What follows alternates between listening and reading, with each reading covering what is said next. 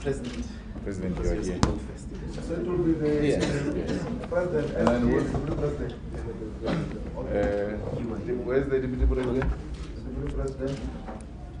The deputy president. EFF deputy president, Contralesa deputy president. I'm the So, yeah, I will sit here. Yeah, you are ready. yes. Yeah, Okay. then Then you the sit on the president mic. come this side. Okay. The guy on. Come on up. Yeah. So, You are here. where's my staff? Come. But you will start making the marks first. You will make the marks first. But get the extra chairs in this side. Yeah, don't worry.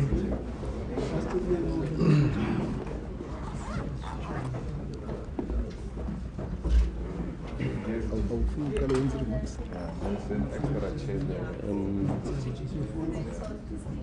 No, maybe he can and then introduce leadership and then from there. Yeah, TGC there. So I will come in. Yes. Not hard.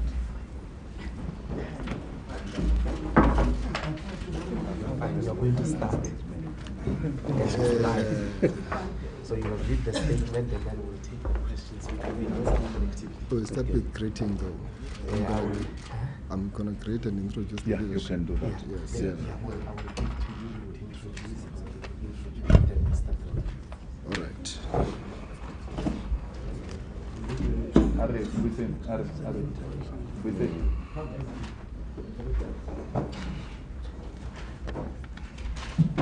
All right, thank you very much, everybody. You are all welcome. This is a two-part press conference between, which will be divided firstly into a joint statement of the EFF and Contralesa. And then the second part will be of the EFF on its own. I'm going to give to the Secretary General of Contralesa, who will introduce the leadership of Contralesa that he's with. And then I'm sure that the leadership of the EFF is known to all of us. On the other side is the Treasurer General, Liel Mateis. And then next to me is the DSG, Fengwe Thope. Next to her is the Secretary General of the EFF, Godrej Gadi, the Deputy President, Floyd Shivambu, the Commander-in-Chief, Julius Male. I'm going to hand over to the Secretary General of Contralesa, who will introduce the delegation who is with, even the ones that are on the other side. No problem. Yeah. Ndiyabulela mfowethu. Enkosi. Nkosi kakhulu. Mandizithathe ke ngoku intambo. My name is Zolani Mkiva. I'm the General Secretary of the Congress of Traditional Leaders of South Africa, Contralesa.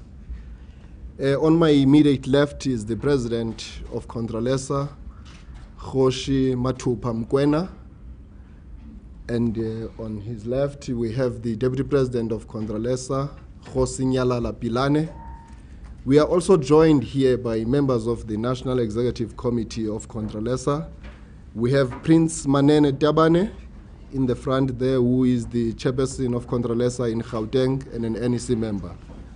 We also have Kgoshi Letsiri Phahla, who is the chairperson of Contralesa in Limpopo province, and is also an NEC member.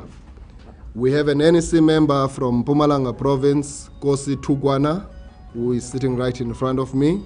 And right next to him, we have the Provincial Secretary of Contralesa in Gauteng, Kgoshi Habakuk Sifuga. And right next to him, we have the Deputy National Convener of Contralesa Women's Wing, Mema Vimbela.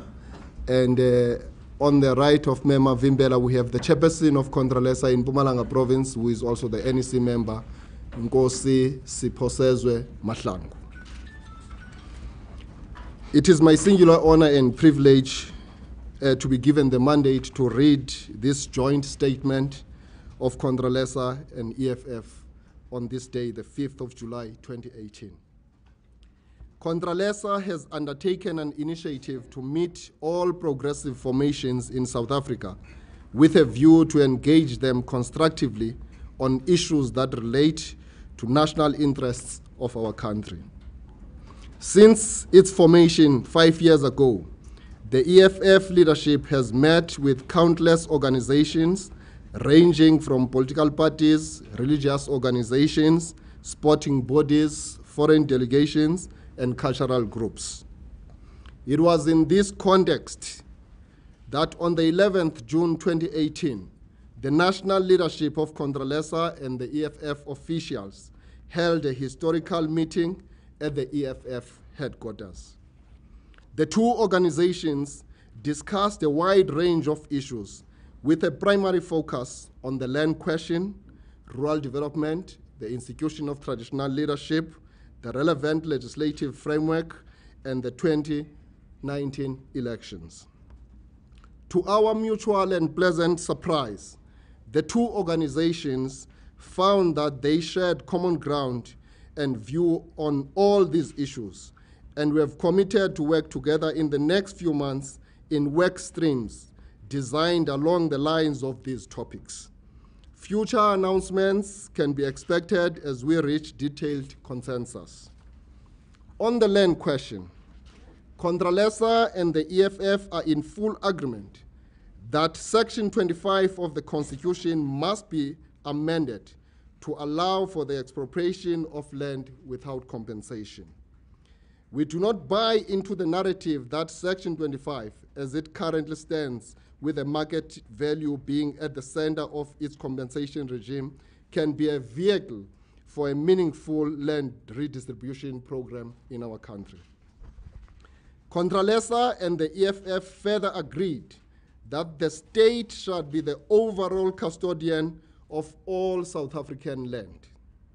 As Africans and subscribers to Pan-Africanism, we also agree that the land which currently falls under the custodianship of traditional leaders will continue to be held as such, subject to the primary and overall trusteeship ownership of the state on behalf of the people. The details of this model will need to be outlined in an appropriate legislative and regulatory instruments, which can only be passed after the constitutional amendments have been completed. Such legislation will spell out clearly what powers will be delegated to traditional leaders and or traditional structures in the same way as other powers will be devolved to municipalities, provinces, cooperatives, and so on.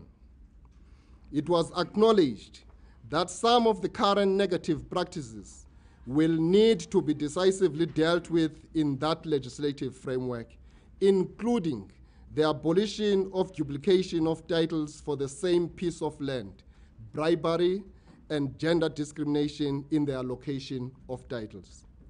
It was further agreed that on the other sensitive issues, such as the fate of the Ingonyama Trust in the post-constitutional amendment era, ongoing begin the scenes discussions and engagements with all relevant stakeholders must be fast-tracked and intensified until consensus is found, at which point public announcements will be made. We jointly disagree with an approach that seeks to conduct that debate in the media, serving to entrench positions and will surely retard progress and only fuel unnecessary tensions. We are all confident that this issue will be resolved through honest debates. There is no other alternative. On the institution of traditional leadership, the EFF and Contralesa agreed that the institution of traditional leadership is in many settings an organ of people's power and the first and sometimes only contact with authority for millions of black people and Africans in general. There are no less than 840 traditional councils operating all over South Africa. The composition of these councils include representatives of women and the youth, and decision-making is based on consensus after extensive deliberations at gatherings such as Makhotla and Izimbizo. It was agreed that the underlying collectivist philosophy, which is found in the traditional structures, is closer to the socialist philosophy than the individualistic-based philosophies which have been inherited from Western arrivalist cultures, which have been inherited indiscriminately and often at the expense of indigenous norms such as Ubuntu or Mutu, Kimutu, Kabatu. The heroic struggles and battles waged by traditional leaders for centuries in defense of the land were acknowledged and hailed. However, it is also true that at certain historic moments, some of the traditional leaders sold out to the racist colonizers and the subsequent apartheid regime. We all need to learn from our history and correct our past mistakes, forgive and move on towards economic freedom and prosperity for all. The EFF has committed to develop a strong policy position on the institution of traditional leadership and its role for inclusion in the 2019 manifesto. An outline of this policy position is already contained on the recently published document on the land question. On rural development, Contralesa and the EFF agreed on the primacy of rural development as a key objective for national economic development.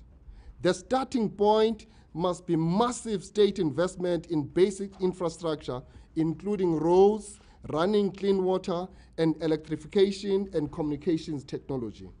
Similarly, clinics and schools must be prioritized for upgrading as part of the sustained infrastructure rollout. The democratic government must encourage investment into rural areas with a single purpose of building sustainable economic activity and job creation so as to curb the rates of urban migration. Tax holidays must be structured to encourage and incentivize rural investment. The Department of Rural Development must utilize the network availed by traditional councils as their offices and centers of operation instead of the current practice of their offices only being located in towns and cities while they claim to be servicing rural communities. On legislation, the two organizations agreed that there is a lot of work to be done in the area of legislation and regulation.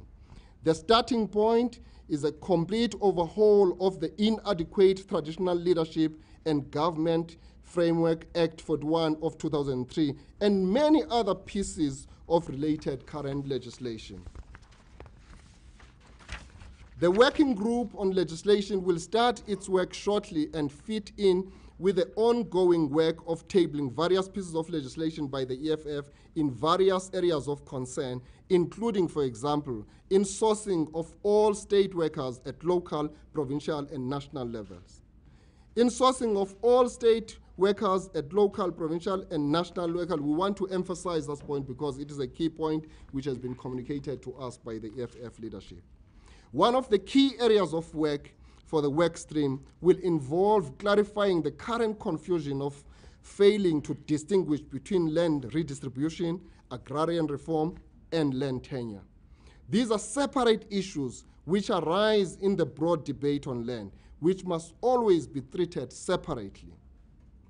On the land summit, finally, the two organizations have committed to host a land summit within the next 6 months or so, jointly and possibly with other like-minded stakeholders and organizations of our people and civil society. Details of this massive venture are yet to be ironed out and announced. Ladies and gentlemen, this is the conclusion of the joint statement by the Congress of Traditional Leaders of South Africa and Economic Freedom Fighters. Thank you very much. Thank you, SG. I will now take, in relation to the statement that has been read, a round of questions. Possibly take one round, unless you insist fairly. So number one, number two. Are there any more questions? If you're at the back, just say yay. Is there anyone from the back there? Are you guys warm or cold? Let's start with number two. Hi, Rich Butler from the Daily Maverick. So you say land expropriation, agrarian reform,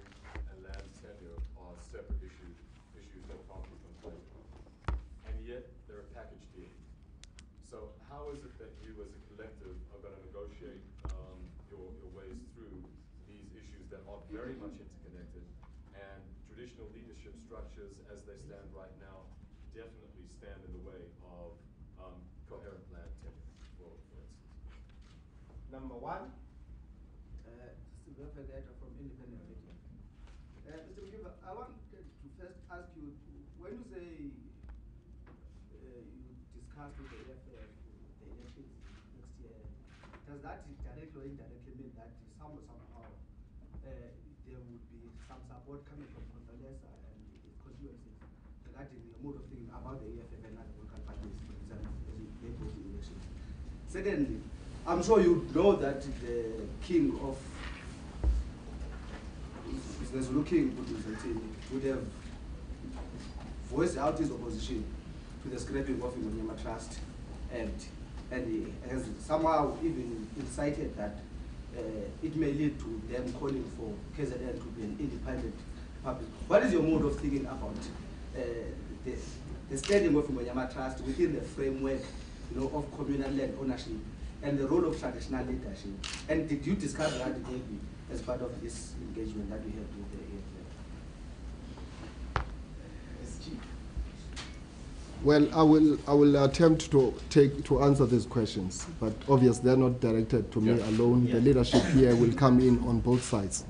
Let me start with the last question on the statement which is said to have been made by the king. And just say that our view as Contralesa on the issue of expropriation without compensation is that we support that wholeheartedly.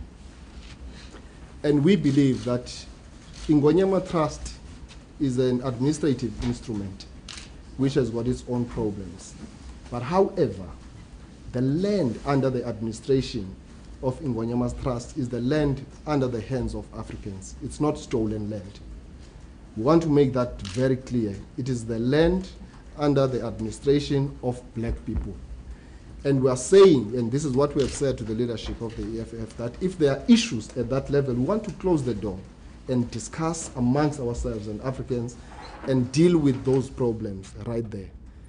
We want to make it very clear to the country that we want the focus on the expropriation of land without compensation to be on the 87% stolen land.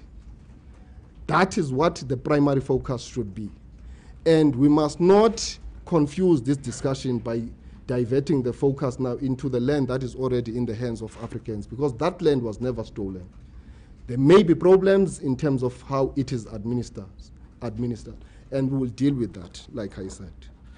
So, on the issue of the elections that you are asking, whether does that signal us supporting the EFF? Look, this statement says that we are meeting with all the progressive formations in the country, and EFF is part of those progressive forces in the country. And it's actually very active and very robust in terms of how it raises issues in the country. And as Contralesa, we acknowledge that. We are very objective in terms of looking at what is happening politically in the country.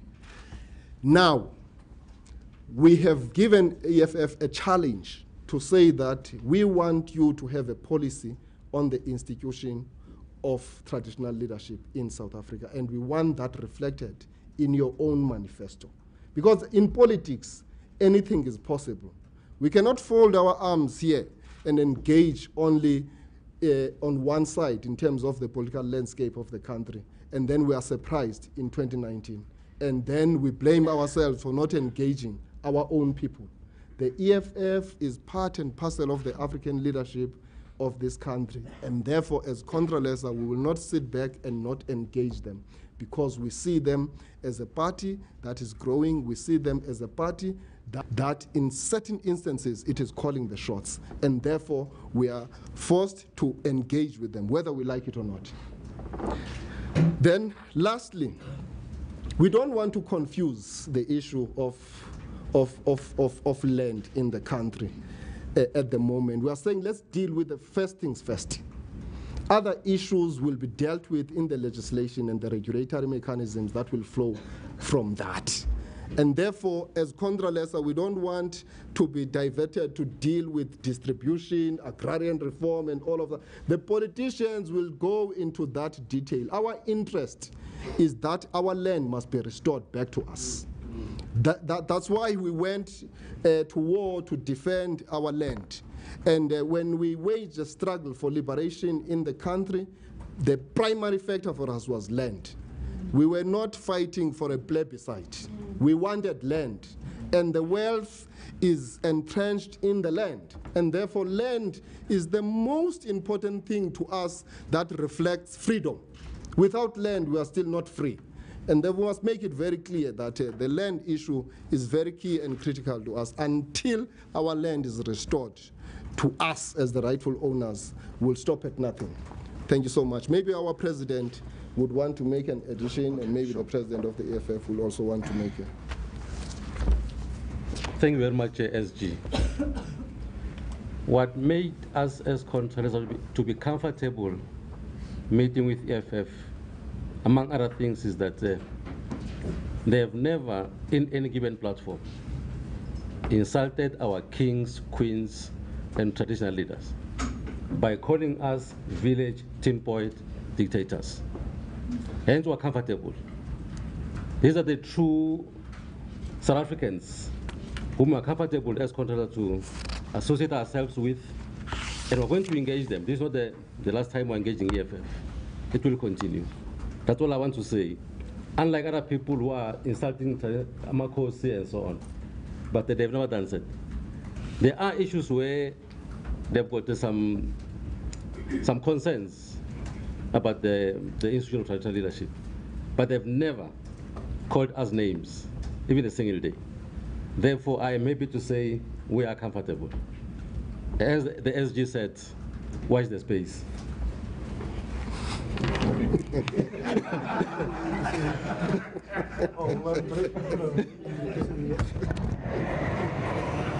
These mics are being expropriated. Oh, they can.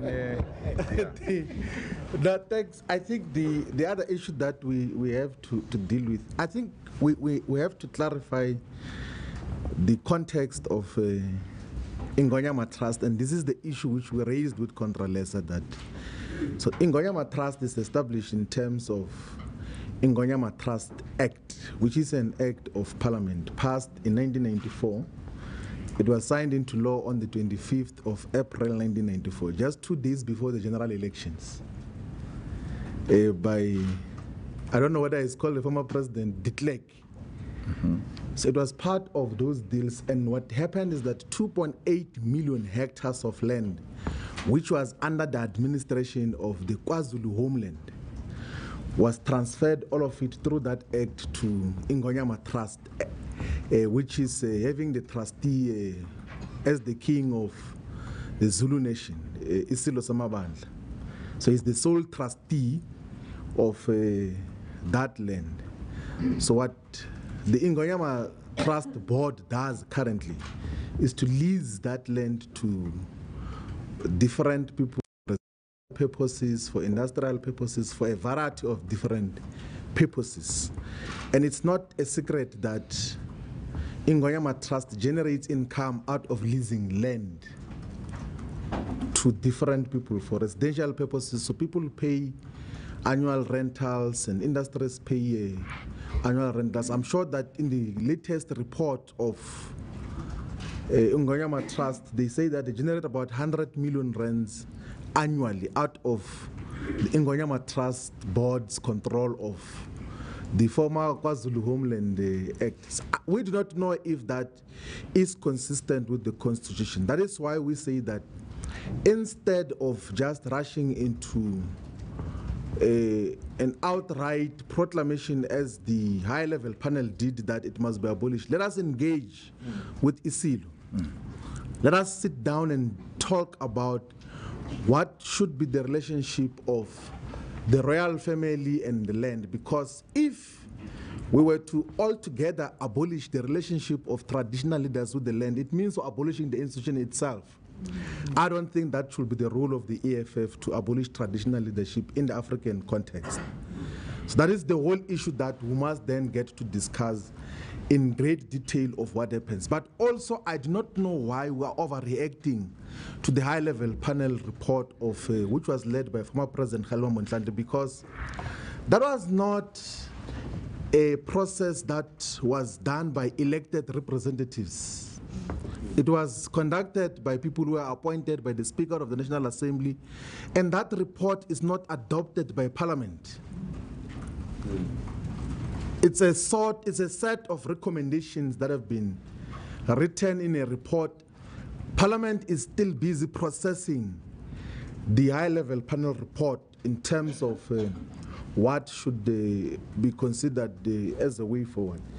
There is a huge distinction between land expropriation, land redistribution, land tenure, and agrarian reform.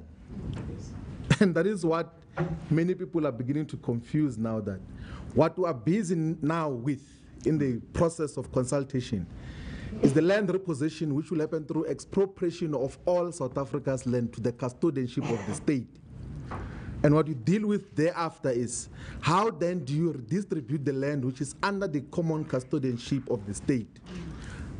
Who are going to be the agencies? Which are the structures that are going to redistribute the land? Which are going to allocate the land to different land users for agriculture, for residential purposes, for industry, for recreational purposes, for religious purposes?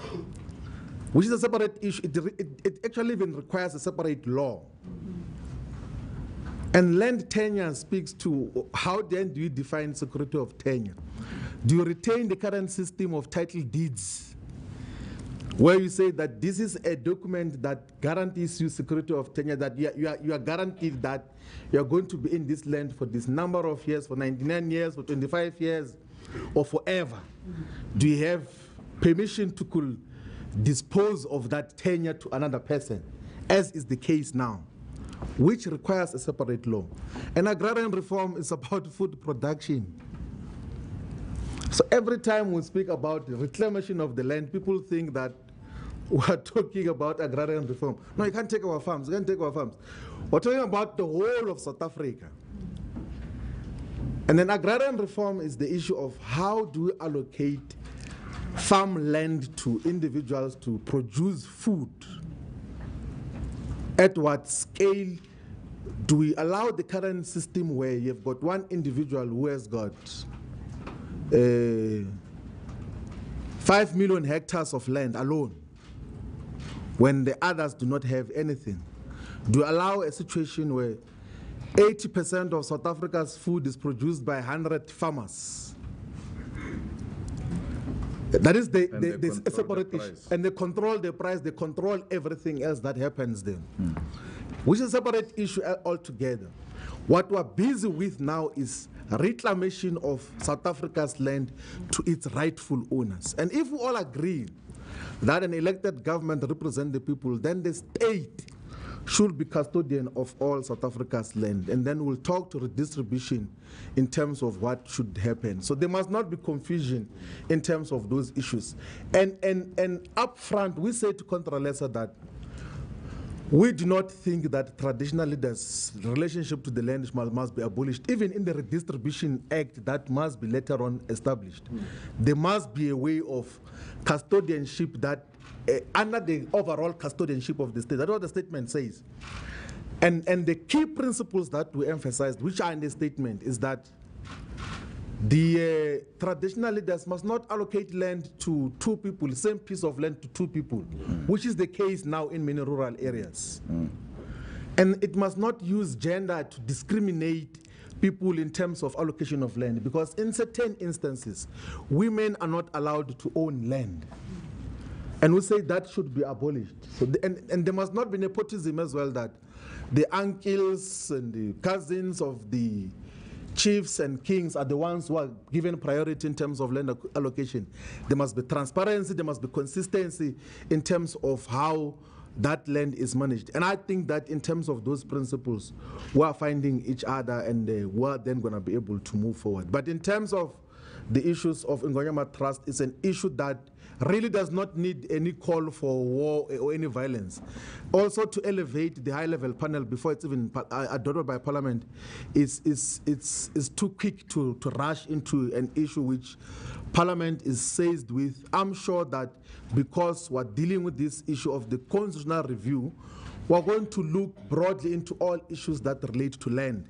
We're not going to be bogged down to the high-level panel, which was composited by unelected people.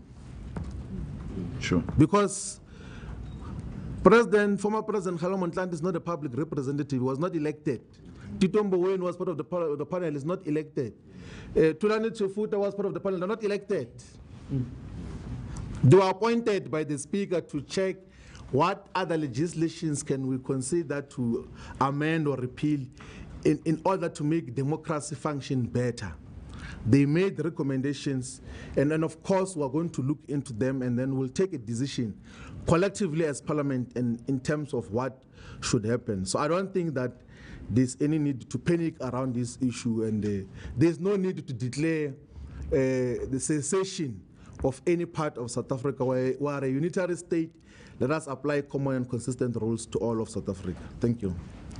Thank you. Well, the Ingonyama Trust and the King's meeting yesterday should be viewed as part of the contribution to the debate which is going on in South Africa. Why should everybody else speak and the King can't speak? And actually, we were in the hearings. More stronger things were said than what the King said. Yeah. We've heard the Boers declaring civil war. That anyone who touches our land, there will be blood on the floor. They didn't say it in a diplomatic way, they said it straight, in a very provocative manner. But we don't get angry and all that because it's their contribution. It's an emotive issue. People say all manner of things they want to say. So we don't see the King's contribution as something different from what we've been listening to. And actually we see the King's meeting as the most progressive meeting because they are preparing to receive the public hearings of Parliament which are going to KZN. Unlike others who were shocked when we arrived that they didn't know there was such a process. So the King says they are aware, this is their contribution. Part of what people are suggesting is that, KZN must be an independent state. It's a contribution. It will happen if it happens through democratic means. Anything is possible in a democracy. There are Boers who are calling for a separate Boer republic since we can't find each other on the land. They are not elevated. They are not projected as people who are actually provoking war in South Africa. All of these contributions will not intimidate us. We view them as a robust debate in a democratic South Africa. And nowhere in the contributions of the EFF did we call for termination of traditional leadership, particularly in relation to the land. We have said to the traditional leaders, including the Zulu King, let's make contribution to the process. And we're happy our traditional leaders are making contribution. Even in the public hearings they come, they make contribution. People come, raise their concerns on how traditional leaders handle the issue of the land in their own localities. Those are the things that when you expropriate land without compensation and make the state a custodian of such land, when you go into making legislation, you now accommodate all of these concerns which were raised. How do we deal with exclusion of women? How do we deal with nepotism? How do we protect food security? Because this thing of the land is very simple, comrades. You just go into a village and look at how many families are there sharing 5 to 10 hectares called their settlement. 10 hectares. And then you go next to them, you find one Afrikaner family owning 1,000 to 2,000 hectares alone. And the village is constituted by more than 2,000 families. They are sharing 10 hectares.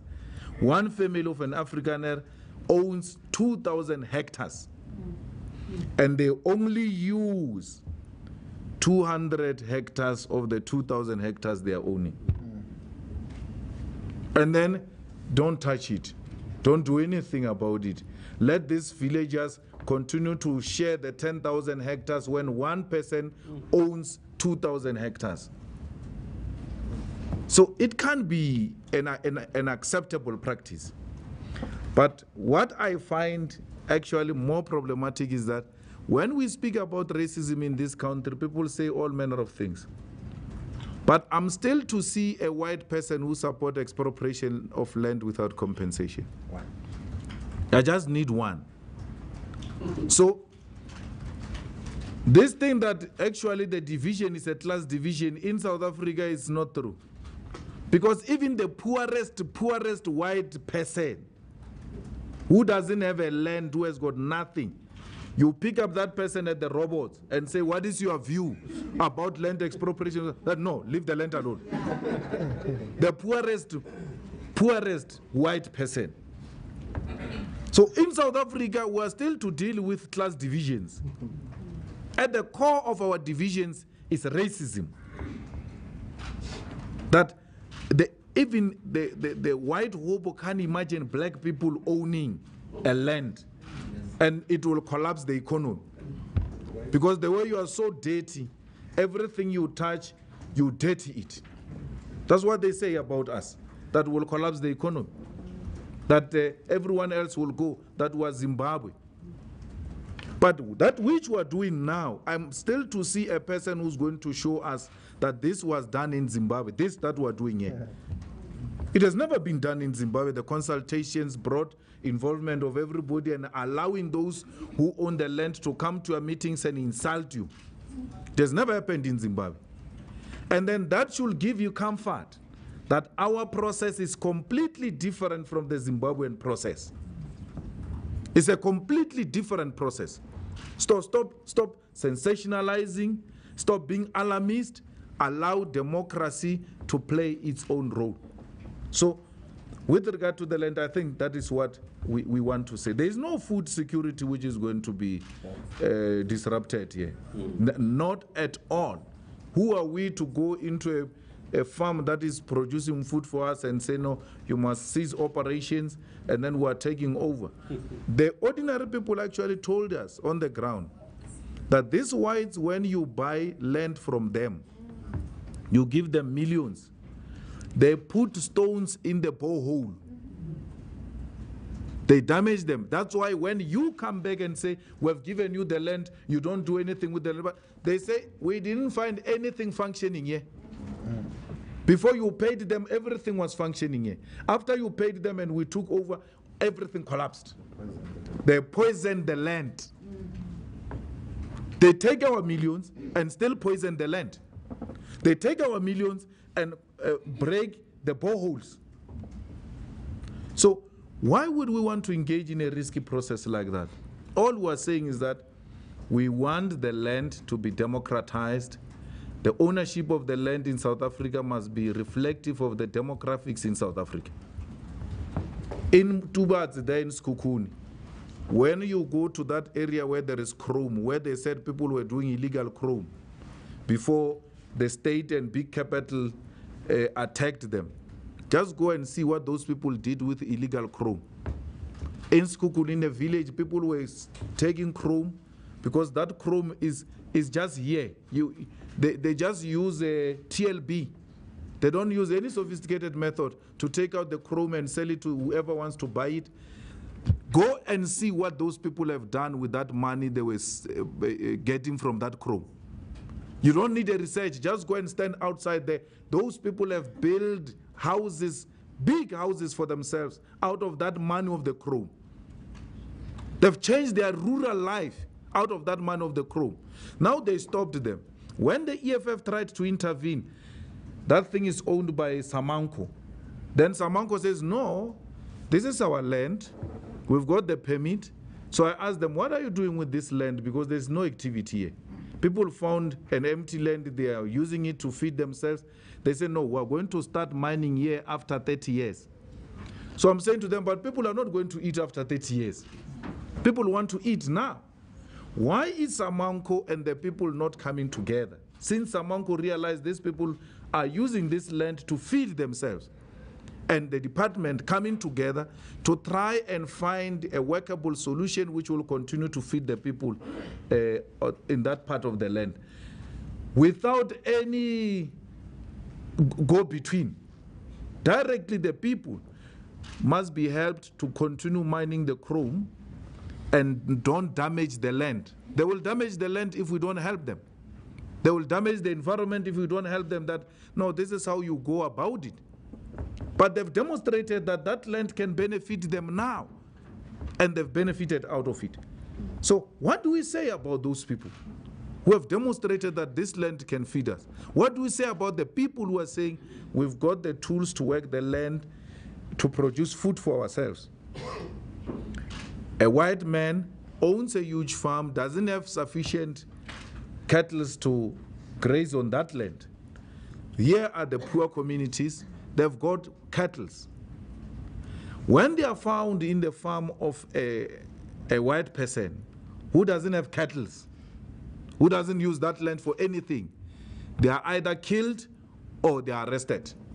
You have to go and bail the cattle. The land is not being used for anything. This is a community with cattle. One family has got 4, the other one has got 5. And you know what they do? They use those cattle to pay for the fees of their children.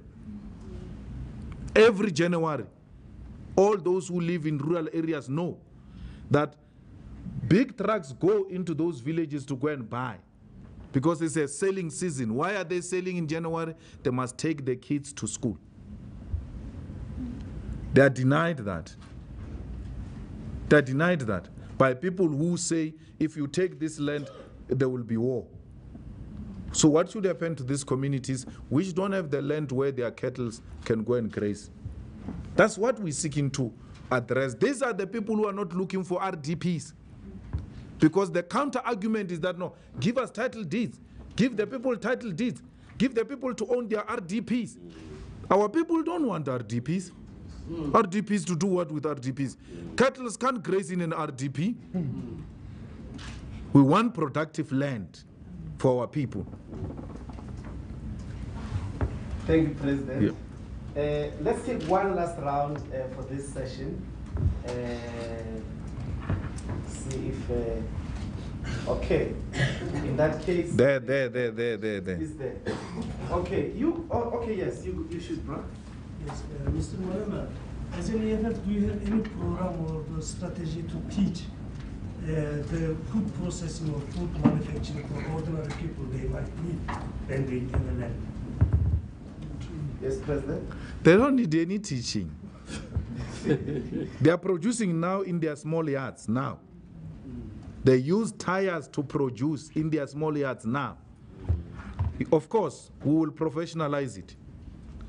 Under the EFF government, proper colleges will be established with the necessary skill to professionalize it, so that we can give people certificates, since you believe in certificates. But otherwise, our people can do a lot of things without certificate. That's what he's asking for. There's a difference between being certificated and educated. We've got educated. My grandmother, 87 years old, still work the land till today. We fight about that. The season is coming now. When you go home to look for her, they will be saying she's there under the tree, giving people guidance. Hey, go that side. Go. Hey. Why? She has never been to school. She knows if this land is good or it's not good. She has never been to school. Our people have worked the land before the arrival of Jan van Riebeck and fellow criminals. There was no certificate. They worked the land. Our people produced gold. There were no certificates in Mapungubi. So, but because we now have relations with you through globalization, we appreciate that you may need some paper to prove that indeed we know how to work the land. We will professionalize it. There's absolutely no problem. We will professionalize it, but that doesn't stop. It doesn't mean that we must wait in a wardrobe until we've got certificates before we work the land. We want to work the land now. Firstly, to feed ourselves, and then feed the nations and feed the outside world. The skill is there. There are so many people, by the way, who are willing to come and work the land with us through our own condition. We're not chasing anybody away. We're saying if you come in to work with us, you're going to do so through our terms. I heard the ordinary people in the hearings saying, these white people who are owning this land today, when we take it, let's not expel them. Let's give them offers to be managers who will employ them and pay them. Since they claim to have skill, but they will have to produce a paper. Because if we were to conduct a research of how many these farmers are qualified, and whether you have ever asked them that question, whether they've got a paper, the current ones. Because everything black, it must be proved. These whites don't have paper. I used to buy cattle there when I was in Polokwane. I used to have a farm there. The father was not always there. The young man was there. Firstly, he couldn't speak in English. Because why? He was born there. He stayed there. He has never been to school. And it's the case with many of them. They only come to town after getting drunk and beat up people and go back to the farms. So before we're even told about certificate, let them first produce certificates themselves. They do not have. In Skukuni, they were saying, president of Contralesa, some person was saying this Skukuni there that white people do not graduate, they are not even at school. We're the only ones who graduate and all that. And I was telling the person who was sitting next to me that, no, he's talking like this because in their colleges here, Utompisileka and them, it's only black people in those colleges there. There are no white people.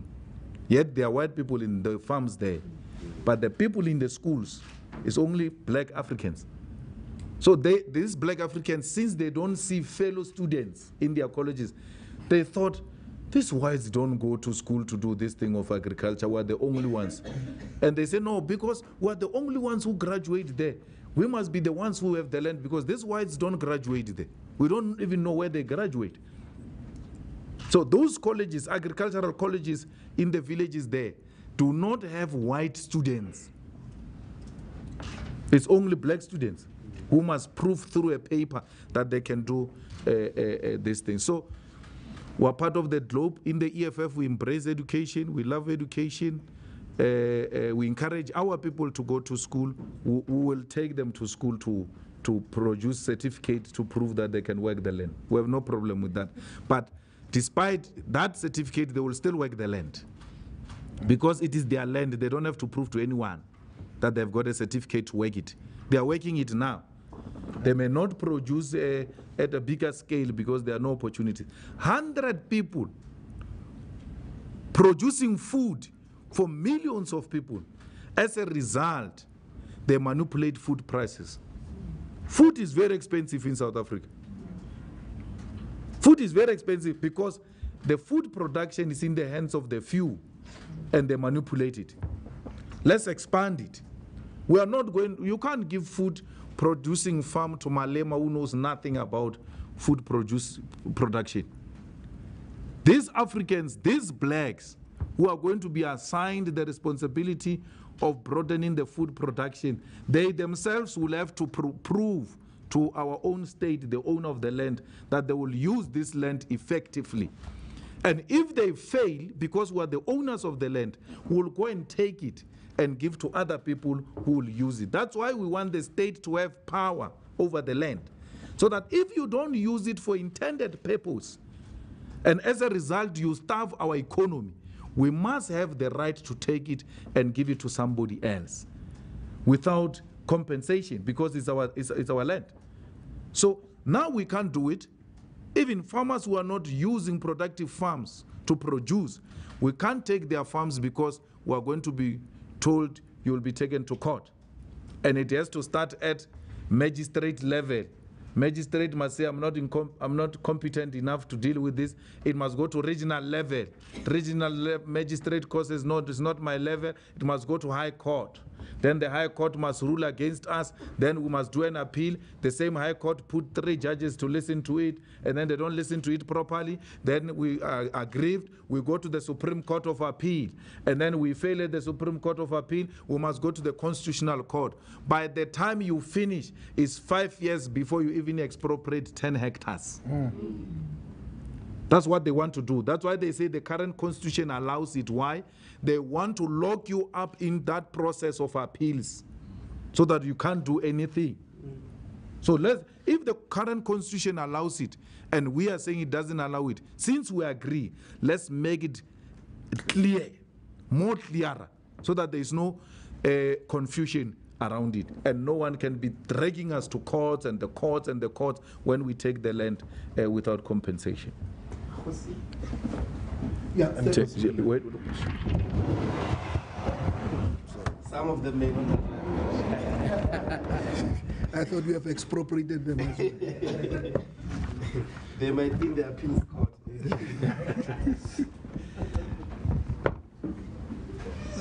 Thank you very much. I wanted to comment on the question regarding, I think it was coming from the independent media, regarding the 2019 elections. I think we must indicate that the traditional leadership or the Contralesa has realized that you people and the citizens of South Africa, including political parties, do not understand the institution of traditional leadership properly.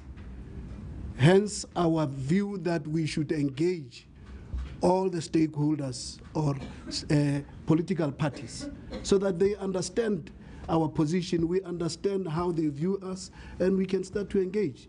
Because otherwise we're going to be fighting when legislation is about to be passed, because people have got their own perception, and sometimes even labeling all of us because of one mistake of an individual Amakosi, which is something that could be corrected.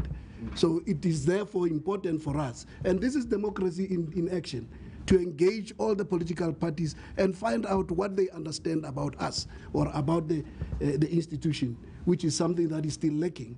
And I think even in this place, nobody understands, or not all of you understand, what traditional leadership is. And hence, we need to start an engaging discussion. And I think that is why we felt we should come and engage EFF, and obviously, and other stakeholders will be engaged. So that is the reason why we engage them. Regarding the 2019, there has also been another information that we got that in other areas, some other political parties are not allowed to come and participate or canvass, including EFF. Hence our view that we should engage and allow all of our political parties to go wherever they want. There should not be some no-go areas if indeed we want to promote democracy. And that is the view of the Contralesa and traditional leadership. Thank you. Thank you very much, everybody. That concludes this first part of the session. The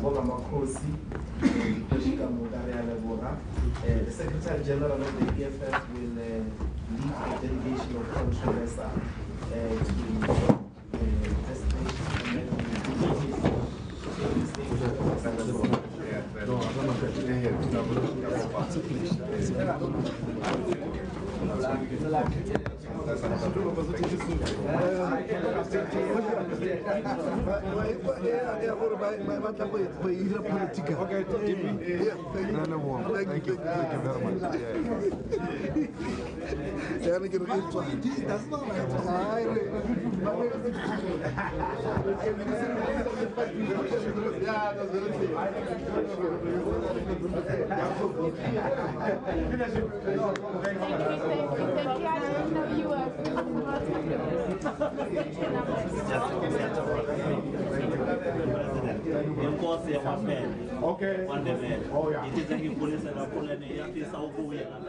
All right, that was an EFF and Contralesa briefing there that was taking place around the land issue.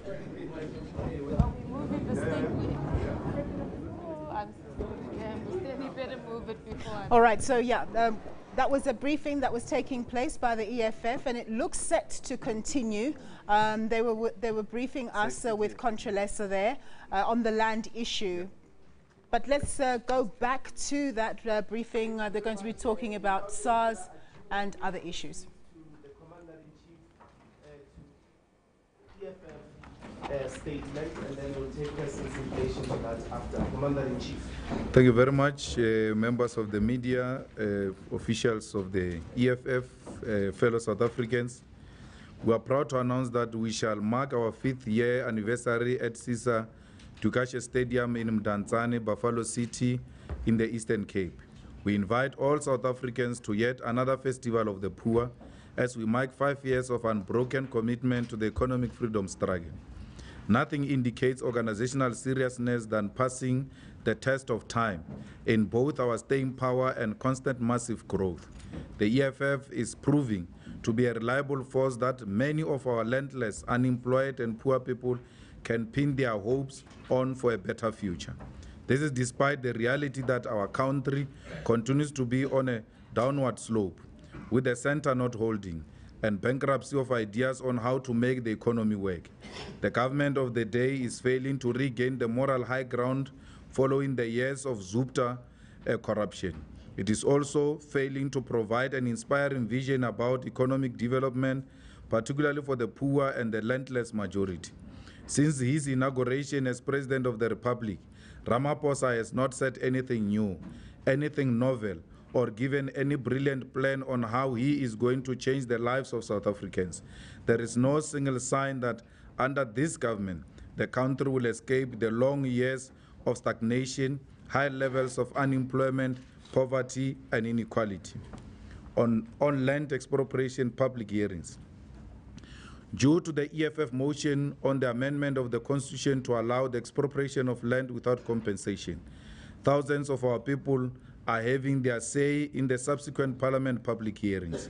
These hearings have seen hundreds of people filling public halls to make their contribution to this historic debate on the land question. Every town, village, and city in South Africa is engaged in this question. We as the EFF are proud that for the first time ever since the dawn of democracy, South Africans are speaking about the land question in open, peaceful, and democratic hearings, engaging directly with their parliament. We must immediately note that this process of democratic and peaceful consultation never happened under apartheid, when land was dispossessed from black people. Apartheid and colonization were essentially characterized by a violent and murderous dispossession of land and dignity of indigenous people. In addition, we must note that such a process never occurred in Zimbabwe, where land was also expropriated, largely using violent methods. This must demonstrate to the world and to ourselves that we are committed to use democratic method to resolve a question capable of causing wars and bloodshed in other societies. As a result, this process must be embraced by all freedom, democracy, and peace-loving people of the world. We reiterate our call to all South Africans to participate in these hearings, which are still to happen in all other provinces. Those who enter this debate promising violence and war must be isolated so that they dwindle into insignificance. We must immediately dispel the notion that putting all South Africa's land under the custodianship of the state will weaken the institutions of traditional leadership, because it is not true, and in fact will have the opposite effect. What we are advocating for is actually what is happening under many rural communities, where land is never privately owned, but remains the decommodified entity in the benefits of all people. Traditional leaders must consider themselves as part of the state, which at all local level will mean they continue sharing in the custodianship of the land. What we must therefore debate are the modalities of how families in rural South Africa never suffer the arbitrary abuse of being dispossessed of land to the benefit of private capital interests. In addition, how do we empower rural women who are denied access to the land under the many customary practices as to access land in their own right, not because of marriage or because they have children? Troubles at SARS. South Africans ought to know that the revenue collector, SARS, remained the center of power for continuation of neoliberal market-driven agenda. This agenda was destabilized by kleptocracy and parasitic agenda of the Zuptas. The war of these groupings has resulted in the weakening of the institution, which always uses power of SARS to suppress critical voices in society and fight political battles. What is therefore occurring at the moment is a dangerous regrouping of the neoliberal market-driven grouping, mainly led by Pravin Gordhan. It is seeking to purge all individuals who carried, protected, and sustained the kleptocratic Zupta agenda, not for the benefit of a broader society, workers, women, children, and people with disability, but champion of neoliberal market-driven beneficiaries. Society must defend itself from both groupings, as they are prepared to use any means to marginalize the emergence of a truly people-driven fiscal policy at National Treasury with an independent, credible, and trusted revenue collector. The Pravin Gordhan-led grouping is at the moment conducting public hearings, fact-finding missions, whose main pursuit is to consolidate SARS as theirs, and they even boast publicly without fear or shame to those that are paging. We will never support Tom Moyane and any of his cronies. We were at the front line of his fall and the Zupta kleptocrats. In the Standing Committee of Finance, we were the first to call for Tom Moyane to fall. However, we shall never support any process of reaching punishment without a due cause. The credibility of SARS cannot be restored by using unfair hearings. Instead, it will only be consolidated as a gangster domain feared by all, not because of its high moral ground, but because of Stalinist judicial measures. In fact, we are seeing happening at SARS as is happening at other state-owned entities, as has already happened, whereby people are arbitrarily removed from the positions and boards without any due process. Pravin Gordhan appoints people in positions and boards without following any necessary consultation, even on the cabinet, or any robust, transparent process. Instead, we just wake up with boards turned from acting into permanent. The same thing that we cried about when it was done by Zuptas. The removal of people at Eskom, appointment of the new board and the CEO, Pagaman Ratebe, was done in the same way. This was also the case with appointment of the new board at Transnet and Diner. They were all arbitrary. To celebrate this as being decisive is not only misguided but short-sighted, when unfair processes are reaching punishment and people are removed without due cause. Most importantly, the reality is that majority are removed without taking responsibility. We will never know the true extent of deterioration in these SOEs and other state institutions. In addition, it will be almost impossible to rebuild them with proper foundation in a sustainable manner. MPRDA and Mining Charter. The most evident feature of the new cabal in the manner in which the new Minister of Mineral Resources has approached the MPRDA and the new Mining Charter on issues of once empowered, always empowered. We want to restate our position that the only way South Africa can resuscitate the mining sector in such a way that it contributes to the country's economy in a much more meaningful way is through nationalization of all mineral resources, with the state at the center of control in actual mining. That is why it is not surprising that when the minister is dragging his feet to take the order of once empowered, always empowered ruling in appeal, despite potential impact in the ability transforming in the mining sector and the economy broadly. petrol prices and SASSA. The rising of petrol prices and the crisis of SASSA payment of social grants are the biggest sign yet of how the Ramaphosa government is consistent with all successive governments of the ANC before him who never cared for the poor. After raising taxes, both VAT and personal income tax, as well as interest rates, this regime has, for second time in 2 months, raised petrol prices. In a desperate attempt to raise revenue, they chose to place the burden on individuals, majority of which are poor and vulnerable people. Instead of raising corporate income tax that continues to decline, contribute less and less to the National Revenue Fund. They avoid this route because they care more about big businesses than the majority of people in South Africa.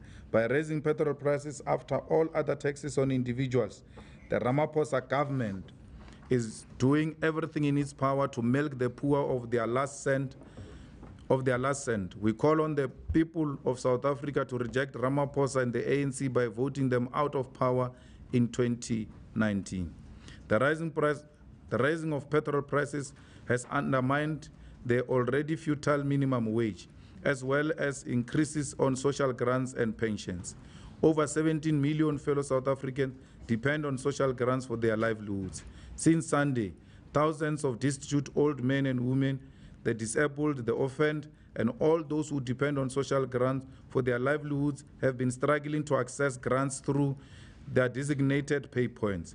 We call on government to find a quick solution to the workers' problem who are on strike, ensure they are properly paid, and bring stability at SARS elections. We are therefore hard at work to prepare for the removal of these incompetent, uncaring, and selfish and corrupt kleptocrats in the 2019 general election. We shall host our election workshop on the week of the 12th to 15 July 2018. This workshop will be constituted by delegates from regional, provincial, and national structure. It will discuss the election strategy for 2019 and begin the process of drafting our manifesto. We are eternally proud that 43 out of 53 regions in South Africa have 90 ward-based EFF branches and are either already launched or will be launched in this weekend. By Monday, the 9th July, we'll effectively be sitting on 43 launched regions across the country with duly elected leadership by constitutionally recognized branches in good standing. This means our election workshop will be attended by leadership with a renewed mandate from branches. On public health care campaign, we continue to pursue our public health care campaign in all public medical facilities. To this end, we have demonstrated in more than 300 public health care facilities across the country, demanding better facilities and treatment. In our view, the state of public health care is in crisis as majority of hospitals function without adequate facilities. Majority of the patients die because they are not receiving care due mainly to overcrowding. Our demonstration and subsequent meetings with hospital management has resulted in progress, whilst majority of the time they are faced with problems that are way beyond their reach. Insourcing of workers. We want to place it on record that the insourcing of 1,600 workers in the city of Johannesburg was due to the EFF motion tabled in council over 2 years ago. The EFF went on an electoral platform in 2016 campaigning that all municipal workers, particularly the security, cleaning, and catering staff, must be insourced on credible contracts and wages. The EFF was criticized and portrayed as ignorant of municipal government processes and planning. Our campaign was part of the 7 non-negotiable cardinal pillars which founded EFF, that tenders must be eliminated through the building eternal government capacity to deliver its own services and functions. This has been our national campaign, and everywhere in the country our councillors have tabled similar motion in city and municipal councils. We have further worked with outsourced workers, demonstrated with them in demand for insourcing in places like eThekwini, Tshwane, and many other universities, to mention a few. We shall consolidate this process through a proposed legislation in Parliament that all outsourced workers must be insourced. This will secure our people sustainable jobs restore their dignity and save municipalities millions of rands that are wasted each year by giving tenders, most of which end up in the hands of politicians. SABC internal inquiry. We welcome the process the SABC has embraced on to consolidate the Parliament Commission of Inquiry recommendation on the SABC. The internal commissions investigating editorial interference and sexual harassment are welcome development. We urge the SABC management to be undeterred in rooting out corruption and incompetence from top-level management and lower-level supervision. Many women who have interacted with the SABC at many levels have spoken of how they are asked of sex in exchange for contracts, jobs, and other opportunities. We call on all who have information to this effect to present it to the Commission and help restore the credibility of the public broadcaster. In addition, we call on the Commission to put pressure in place to protect the dignity of all who will report such information to them. As a victim of politically motivated ban at the SABC, the EFF will make its submission to the internal inquiry on editorial interference on the 17th July 2018. We call on all who have any other useful information regarding editorial interference by both big businesses and political personnel to bring it to our attention so we can include it as part of our submission. We are worried as the EFF that we have seen emergence of embedded journalism in South Africa, particularly after the election of Cyril Ramaphosa as both the ANC president and the president of the Republic. We have witnessed the high level of degeneration amongst highly respected journalists in South Africa. We call upon our media to always report objectively without any fear or biasness. We call upon the senior journalists to avoid descending into the arena because that will create a crisis between ourselves and such journalists. We see this conduct as threatening to media freedom in our younger democracy. Thank you. Thank you, Mr. President. We will attempt the first round of questions. So let me, the people who are behind, there's lots of spaces when here in front. Come and sit on the land. So I'm going to take the first round of questions. Number 1, number 2, number 3. Is there anyone at the back? The blue person there. There. Number 4. Let's start with number 4. Come. Start with number 4? Yes, you can shoot. My question is based on the report on Kuka over the weekend. We know that EFF 2016 manifesto said that they will support the artists. Are we going to see more of this? Number 3. Mine, that is on the defense of advocate on the Moyane matter. You know, on the defense of advocate on the Moyane matter. The EFF would always said that there's a separate responsibility that the chairperson has, which is the chairperson of the president organization and his job as an advocate. And now I'm listening to you delving into the nitty-gritties of the matter, which is presented. Even instead of saying the Astanis method to remove Moyane, and even emphasizing the fact that as the EFF would have contributed in him, you know, being brought to book together. But when we even talk about the process in which he's being removed and expressing his feelings, just as he was, where he was wearing the head of an advocate, are you not confusing these matters? And are you not allowing people to actually bear this responsibility, which we have always been trying to emphasize that they are separate? And secondly, in the midst of this whole debate, I'm sure the EFF leader and the EFF would have been dragged by Jacques Bob saying the tobacco fellow he would have funded the EFF registration in 2014, and the fact that the EFF CIC would have been given a loan to settle his salary. Can you speak to those things? Because they're already the public domain. Okay, number 2. Mr. Malema, Michael from ENCA. Welcome back from Northwest. Thank you.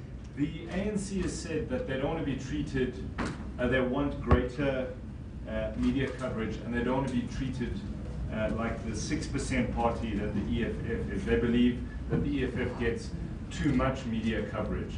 Do you believe that to be true? Do you think the ANC is crying foul here for no reason? And secondly, what's your assessment? I know you've spoken about the petrol price increase and so on, but what's your assessment of this first 6 months of President Ramaphosa's presidency? Thank you. Number one. Maybe I'll have 2 questions, please. Yeah, of course. The first one, maybe your introduction. Okay, Faraz Patel from Bilakasi TV.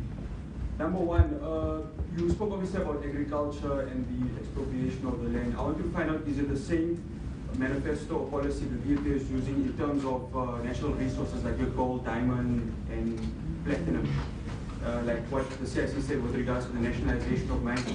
And second, will the EFF be joining forces with a newly formed group called PAPI with regards to the fuel line? Okay, thank you. President? I think the DP will answer the puppy. I don't know the puppy. What is the puppy? What's that? People against the petroleum increase. We can't join forces with people we don't know. Yeah, so we don't know them. So it's going to be difficult.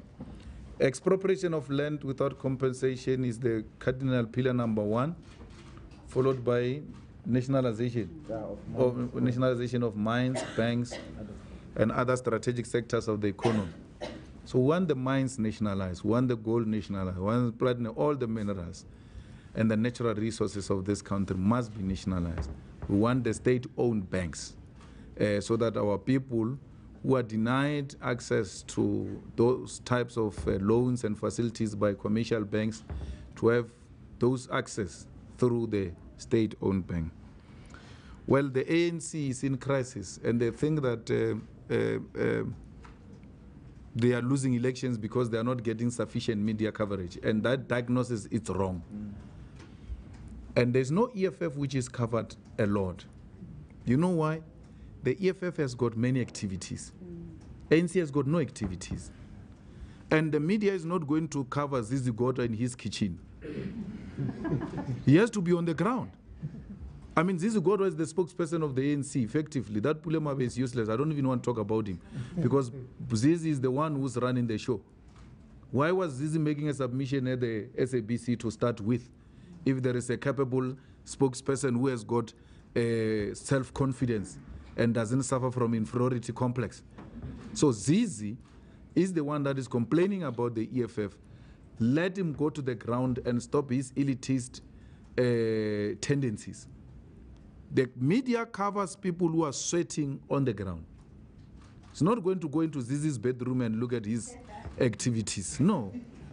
So the media coverage, as it were, Sophie and them in the SABC always want to make sure that the ANC is given sufficient coverage, and we're not complaining about it. They are a ruling party.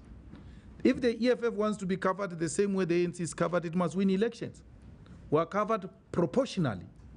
Let the ANC get its proportional coverage, but it will get its proportional coverage and beyond if it has got activities. We are getting our proportional coverage 6% plus 6% of activities. So the SABC looks at the EFF and say, look guys, in this period we have not covered the 6% of the EFF. We may have to look for them wherever they are to meet that proportional target. Once they've met that, then the EFF has got more activities. They can't say we've met proportional coverage of the EFF, therefore we can't give them more coverage. EFF is on the ground. You would have seen more leaders of the EFF covered this week. Why? They are in the public hearings. There are no serious leaders of the ANC on the ground in the public hearings. None of them has taken this process serious. A process that seeks to amend the constitution. The ANC leadership is nowhere. Actually, they woke up in Mpumalanga. Everywhere else, I don't think they were there. It was just few individuals there and there, and all of that, majority of them from the Youth League, because they understand that generational, mission. The ANC doesn't take this process serious.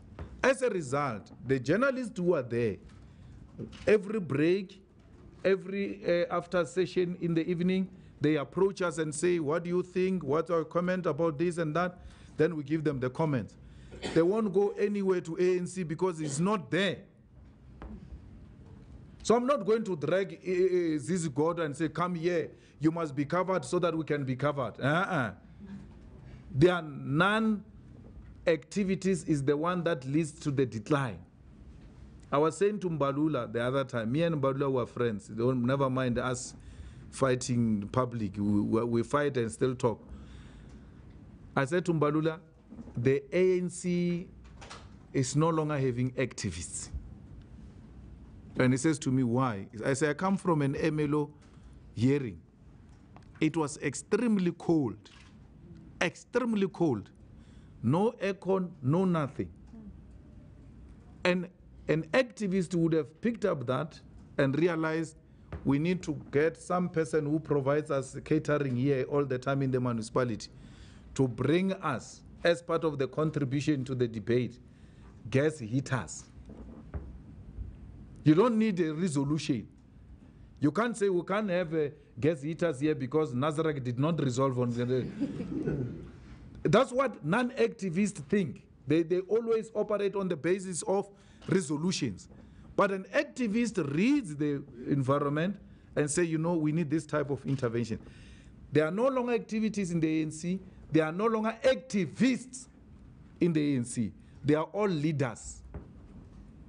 Even a mere councillor fights to be on stage because they are all leaders. And when you are a leader, you can't be running around going to look for heaters to warm the place so that the masses can be comfortable. I've had to ask the EFF people to do that. Because the municipality which is run by the ANC, a province which is run by the ANC, a parliament that is run by the ANC has got no activist to realize there is a quick intervention needed. There are no activists because there are no activities. In the absence of activities, there won't be activists. And in the absence of the activists, political consciousness disappears. There emerges elitism, which is what is Zizi. Zizi is a pure elitist. All of them are just a group of elitists. At least in Limpopo, they've elected Soviet Lekhanyan. Did you see what he did? The first thing he did was to go and do a door-to-door and sit down with people, ordinary people to live, because he's an activist. I don't know how many of such caliber do they have. They've taken an activist called, that ZZ, DD, with all his criminal suspicious activities. You can't take away the fact that he's an activist. He knows what needs to happen, DD. DD actually rescued Gauteng, not Paul Mashatile. During local government elections, this province would have been in a worse situation had DD not sent the Bakis and the people of Mpumalanga to come and intervene in Gauteng. Because Gauteng is worse in terms of elitism. It's worse. DD had to send Bakis here to come and help this province. That's why when I arrived in Mpumalanga and found the ANC and found leaders of the ANC, I knew that this is the hand of DD. Because he's not a deputy president material. He's an activist. He doesn't know his place. He's an organizer. He should have declined and said, make me a national organizer, not a deputy president, if he was not obsessed with positions. He's very good at doing that. Give it to him. But that's why I'm singling out individuals, because there are very few of them remaining in the ANC, political activists. So it's not our problem. They are just crybabies. We're not doing anything. We don't receive any favor from anyone. Actually, as things stand, you have banned us at the ENCA. As things stand now, the ENCA does everything in its power to avoid the EFF. And promote Cyril. And promote Cyril. Just look at, I watched by mistake, ETV yesterday. My mother-in-law is there, so she watches those things of ETV. not ENCA, ETV. Then the picture they show on ETV is a blurry picture of the table in front, and then go straight to interview an ANC person at the hearings. And then the ETV is not happy. ENCA, ETV, whatever. I don't know what you call it jointly. I think it's e-media. Whatever. Yeah. That group, we said, what is the group called? ETV and ENCA? Is E. Yeah, E. So E then says, once, because E is not happy equally with the motion of the EFF, which is taking place through hearings now, wants to create an impression there is violence. Is E, exclusively E, wants to create an impression that there is violence and anarchy in these hearings. Inside. All right, there. That was Julius Malema giving a briefing at the It's nothing. Now, there is a young chap, I was there in that hearing. There's a young chap who says to the chairperson, why do you interpret when a white person speaks in Afrikaans, but when we speak in English, in our vernac, you don't interpret. You interpret for white people. What? Then the chair, hey, chief, sit down. Yeah, no, I'm going to take you out. That guy goes like. Then they put something there, chaos erupts. Because ETV is disparate for chaos in these hearings. They want the hearings disrupted through chaos. They sponsor chaos. They imagine it. They sponsor it through coverage. ETV is opposed to expropriation of land without compensation. They are scared to come out in the open. They report imaginary things. Tell me of any meeting which involved different parties where there is no heated debate or such things as one person who insists on being recognized. You call that chaos? In such a peaceful meeting in Middelburg, ENCA, it's a political party. It's a political party, ENCA. It has got political views and it works to advance those political views. They sell Ramaphosa as their president. They've isolated Ramaphosa from the ANC. They've made him their president. This media must be challenged, man. They challenge us when we do wrong things. Why are they not being challenged when they do wrong things? ENCA is a political party. At the helm of its presidency is Cyril Ramaphosa. The EFF will have to decide, how do we treat the ENCA? Because we did the same thing with ANN7 when it was becoming a political party.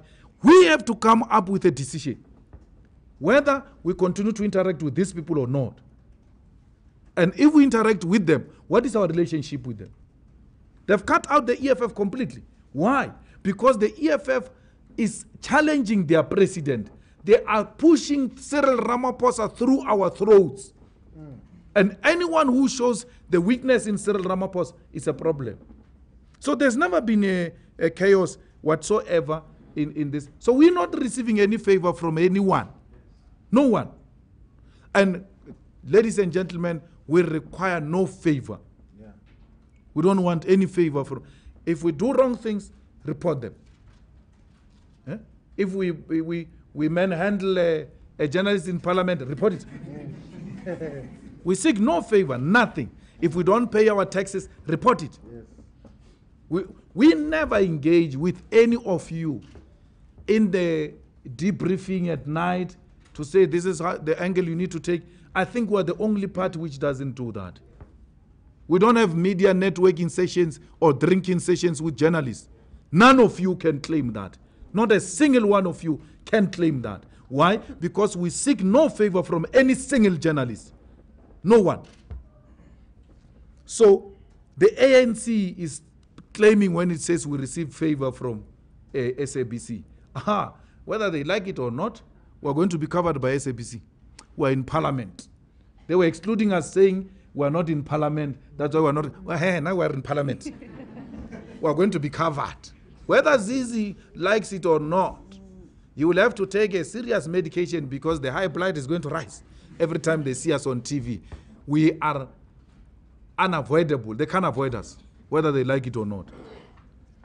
you know, you've got a group of journalists like Ranjeni, like Ferriel, like Max Duplessis, like Peter Bruce, who have organized themselves as a mob, and Karima Brown, and attack everyone who doesn't agree with Ramaphosa. And Ramaphosa, I believe, they can allow you 70% or 30% freedom on Ramaphosa. Pravin, if you want to die, if you want to die politically, touch Pravin. Ranjeni once went to our national chairperson, went to Dalimpov and said, guys, propose Pravin as the acting president when we removed Zuma. Ranjeni went to Dali. They embedded. He went to Dali and said, let's make Pravin president.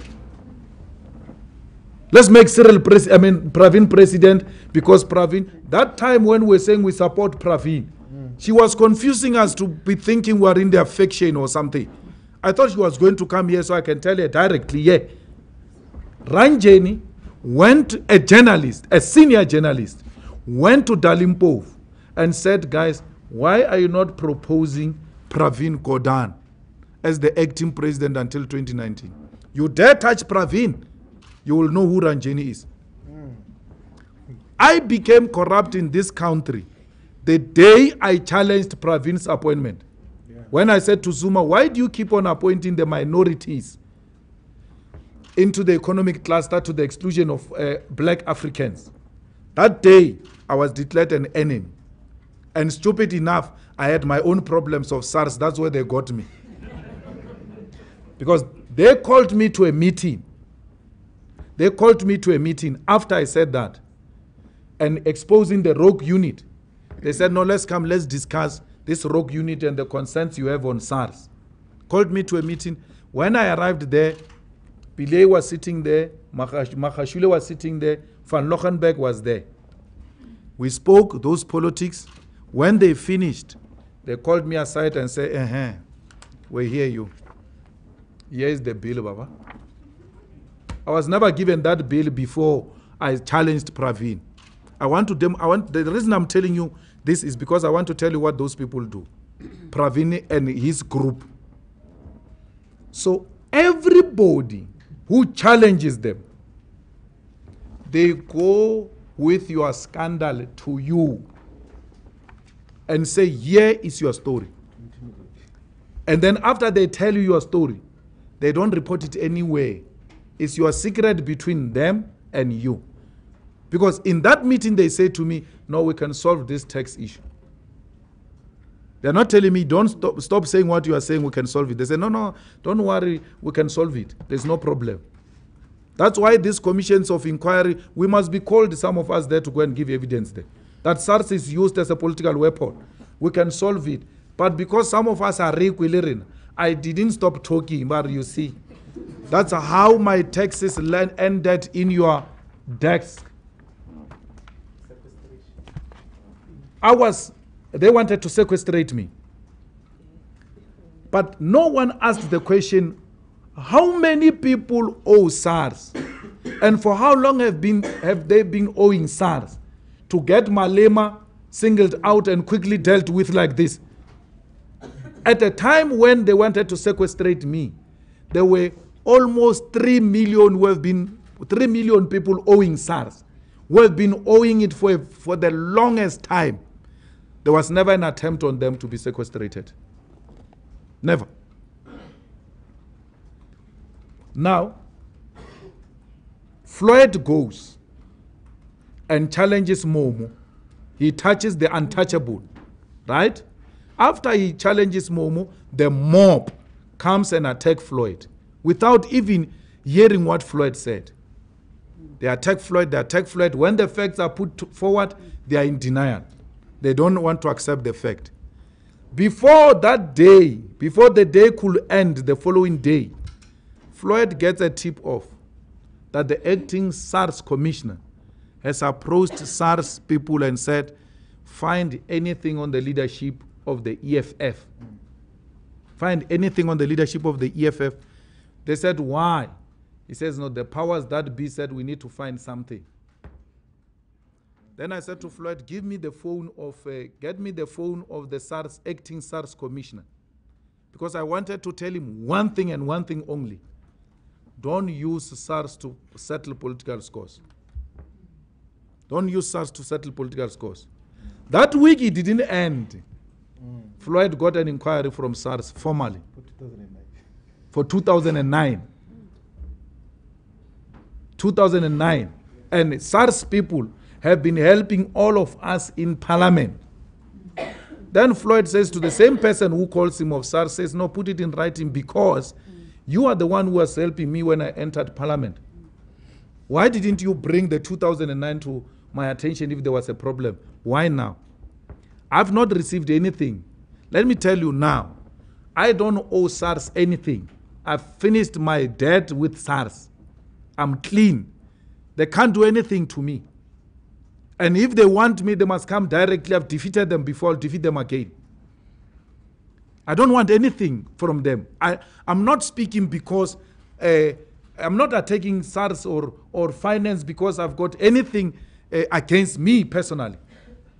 The only thing I know which is going to be dealt with against me is AfriForum's case, which they said they will prosecute me privately and on. I'm prepared for that. It's a case which is known. I can think. I don't think only when I'm in trouble. Because it's racist to think that the EFF people can only think when they are accused of corruption or when they are bribed. No, no, no, no. We have nothing to hide. These leaders have nothing to hide. Well, we defended Pravin when Zuma ill-treated Pravin. I spoke against that. My immediate friends and people who were victims of Pravin in Limpopo asked me, why would you defend Pravin? My houses were taken by Pravin. I was humiliated by Pravin. But I was not going to sit back and allow an injustice against Pravin because he did the same to me. I supported him to teach him on how to treat people. I supported Pravin, despite the wrong things he did to me in collaboration with Zuma. Pravin wanted to destroy me. Even when he did that, I still had the courage to defend him. Why? I'm inspired by justice. I will never allow injustice to happen, not even to my enemies. But even if you go into your archives, I said at that time, we support Pravin not because he's our friend, but because there is an injustice against him. There is no inconsistency about that. Now, Tom Moyane, when there is an injustice against him, will point it out. The public hearing of SARS is not a hearing on Moyane. But if he's going to deal with issues that implicate Moyane, then it will be seen to be a double jeopardy. Because even if it's not, it must not be seen to be. It must always, justice must be seen to be done. Even if it's not, that's all we are saying. That he may be forced to defend himself on the same issues twice. Can't you allow the process which has started, which is in relation to him, to finish, so that you continue with this process and it is not seen to be a double jeopardy thing against Moyane? That's what we're saying. But Moyane will have to go. It doesn't matter the outcome. Moyane defended kleptocracy. Moyane made kleptocracy to be possible. In the same way Pillay defended Zuma, he brought the Zuma's tax affairs to the attention of Zuma. But he never moved swiftly like he did with me against Zuma. My tax deal was settled by Johan van Lochenbeck, working with Bavenda, Jean Ravele. Moyane was never part of my tax deal. Johan van Lochenberg, Pravin's boy, working with Jean Ravele, Pravin's boy, settled my tax. When Pravin was removed and Zuma came in, when Pravin was removed and these ones came in and Moyane came in, Moyane wanted to reverse the deal, remember. Don't allow the mob to play with your mind. Just go back and look at, when did Malema get a settlement with SARS? Moyane was not there when I got the deal with SARS. No, let me explain the story. I got the deal with SARS in the absence of Moyane. When Moyane came into SARS, I had finished paying SARS. When they were supposed to execute that thing to remove it from the roll in court, Moyane said, no, you have not met other requirements. That's how the matter continued in court. We went to court. SARS was represented by, we call him a tricky Nicky, Nick Maretz, senior counsel. You will remember that debate in court the whole day. When we went to lunch, Nick Maretz came to my legal representatives and said, guys, it's done. The line of questioning of the judge exposed us to the facts that we have not dealt with this matter fairly. We are dropping the matter, is done. The thing is recognized and will pay your cost. Then our counsel said, write the payment of the cost down. They wrote it down and gave it to us there in court. It was a done deal. When they left the court, Tom Moyane called them to a hotel. It's not an allegation. I confronted Tom Moyane about it. He confirmed it. He called them to a hotel and said, why do you drop the case without talking to me? When I asked Tom about it and said, why do you interfere with my affairs when I've settled? He said, no, I called them to a hotel to ask what happened because the matter was embarrassing SARS. I never said to them that they should not continue with the deal. But leave what Tom says. Listen to this.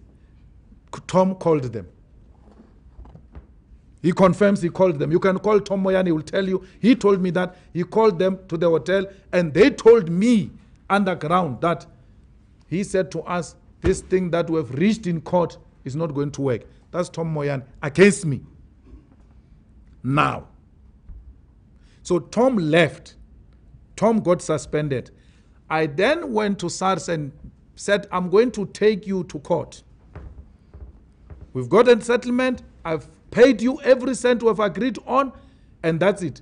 Now, on the day of Africa Day in Pretoria, I got a call from SARS saying to me, the matter is done, deal.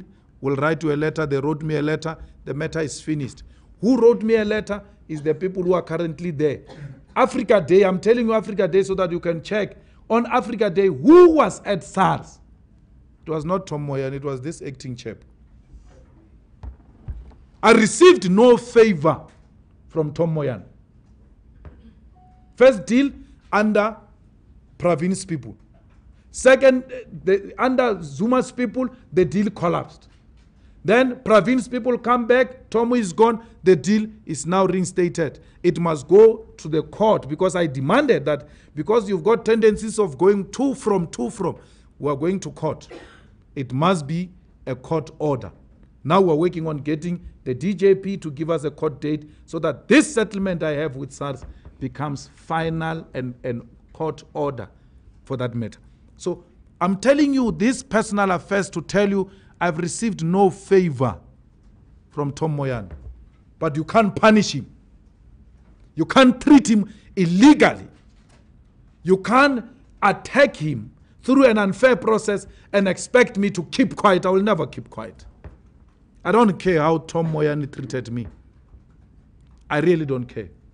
Now, Jack Paul says Adriano Mazzotti paid my tax. Yesterday I wrote a lawyer's letter to Jack Paul giving him 3 days to withdraw the statement that says Adriano Mazzotti paid my tax through a loan. I've got no such a loan. Adriano Mazzotti never paid my tax. And Jack Paul, who controls every wire in SARS, will know that.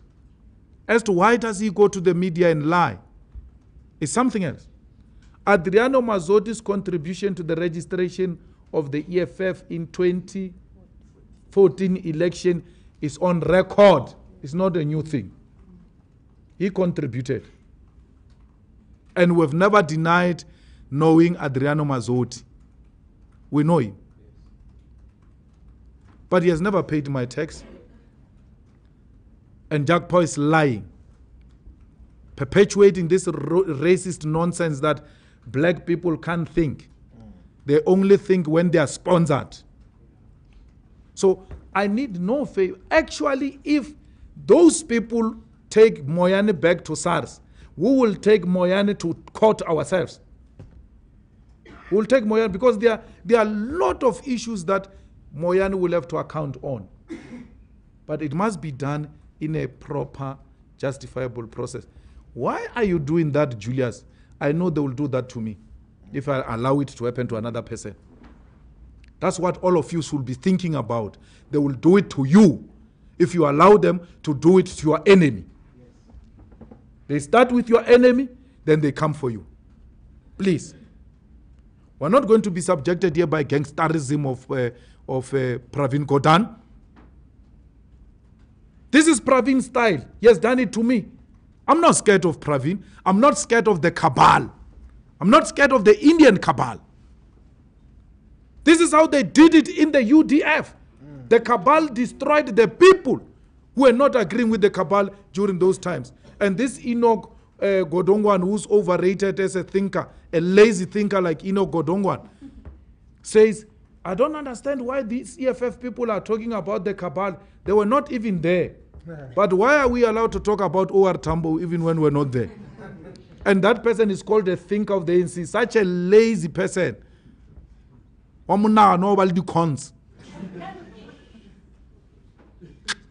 can't have that.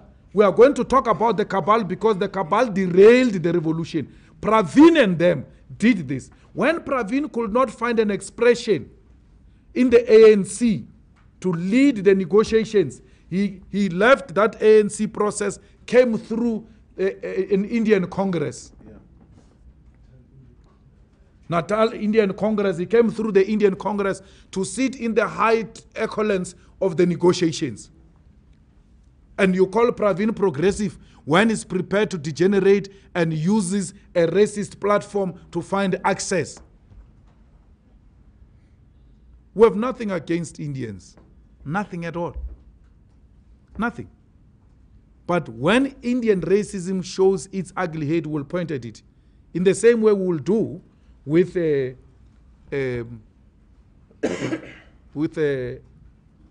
white people. Sitting in front here are 2 Indians and 1 colored, by the way. Here in front. Some of you might not be aware. So we have no problem with Indian people at all. But racism will never be tolerated, especially when it comes from those who should ordinarily be on our side. It's wrong. So that's our relationship with regard to Mazzotti and the whole SARS matter and all that. We have nothing to hide. We walk naked. We are wet. Pravin has made us wet. Why should we be scared of rain? We're not scared of rain. Let them bring it on. I mean, Feriel, right? Feriel writes, descend into the arena and writes all sorts of nonsense. When she finishes, she calls and asks for an interview. And then you want us to have an interview with such a person who descend into the arena. You want us to have the same person in our press conference who has descended into the arena and taken side and told us their view. We must say, no, this person in this press conference is going to be objective. No. They've taken side. Journalists, once they take side, they are politicians. They must be treated as politicians. The same way we treat Malusi Gigaba, the same way we treat Mbalula, the same way we treat Zizi Godwa, is the same way we'll treat the journalist who descend into the arena. Ranjeni is a politician. All EFF people must know that in dealing with Ranjeni, you are dealing with a politician. She's a politician who has proposed to other politicians that Pravin Gordhan must be made a president. Only a politician can make that suggestion. And she will be treated as such. She's a politician. You know, we fight with Dali a lot. We didn't want Dali to take Gareth Cliff.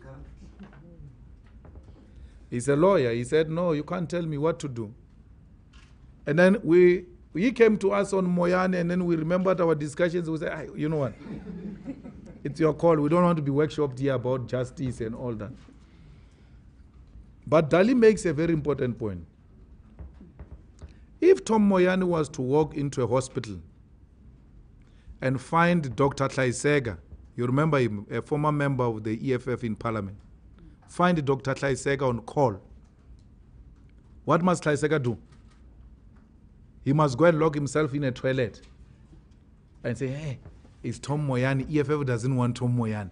I can't attend to Tom Moyane and give him medical attention because I'm an EFF member, and as a doctor, I can't treat a person that the EFF is opposed to. For sure, some of the doctors which are treating Zuma are EFF members.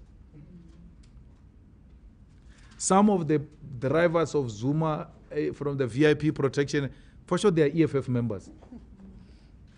Some of the cleaners of Zuma in his houses, for sure they are EFF members.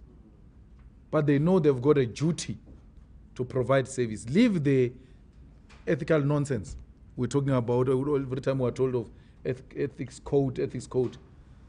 These people must still provide to their families and to themselves. Dali, we might wake up tomorrow, Dali representing Zuma. There's nothing the EFF can do about it. There's nothing the EFF can do about it. Guys, there is a person who raped an infant to death. That person is going to get a lawyer. We are opposed to people who are raping infants and raping everyone else. That person is going to get, he deserves to get a lawyer. That's how justice works. Separate justice from your emotions. Please. If you respect this constitution and respect democracy, separate justice from emotions. All of them deserve to be represented. If the national chairperson of the EFF thinks it's the right thing to do, he has made the call, it is his call. We can only lament about it. We fight with him a lot. He does the same with all of us about this or that issue. But at the end of the day, it is his call. And Dali he was never asked by the EFF to represent Moyane. If anything, the EFF would have asked Dali not to represent Moyane. But we can't do that. It's not our space. Fifi Cooper, our rising star. Well, we represent the people. You know how we took it. I explained the story about Fifi Cooper. I was driving from Metsimaholo with you and Mbuyiseni. And then, and then they say, we hear in the news that Fifi Cooper, the court has found that Fifi Cooper can't sing her songs, she can't perform, she can't do this. Then I ask this chap, so is it possible that you can't sing your own song? What type of court is that? Then they say, no, yeah, it's possible. Okay. So me being me from the village, I don't even know who's Fifi Cooper. So let's start. I don't know who's Fifi Cooper. But I'm worried there is an artist who's denied to sing her song. And then we start Googling who's Fifi Cooper. We see a young woman being denied to sing her song.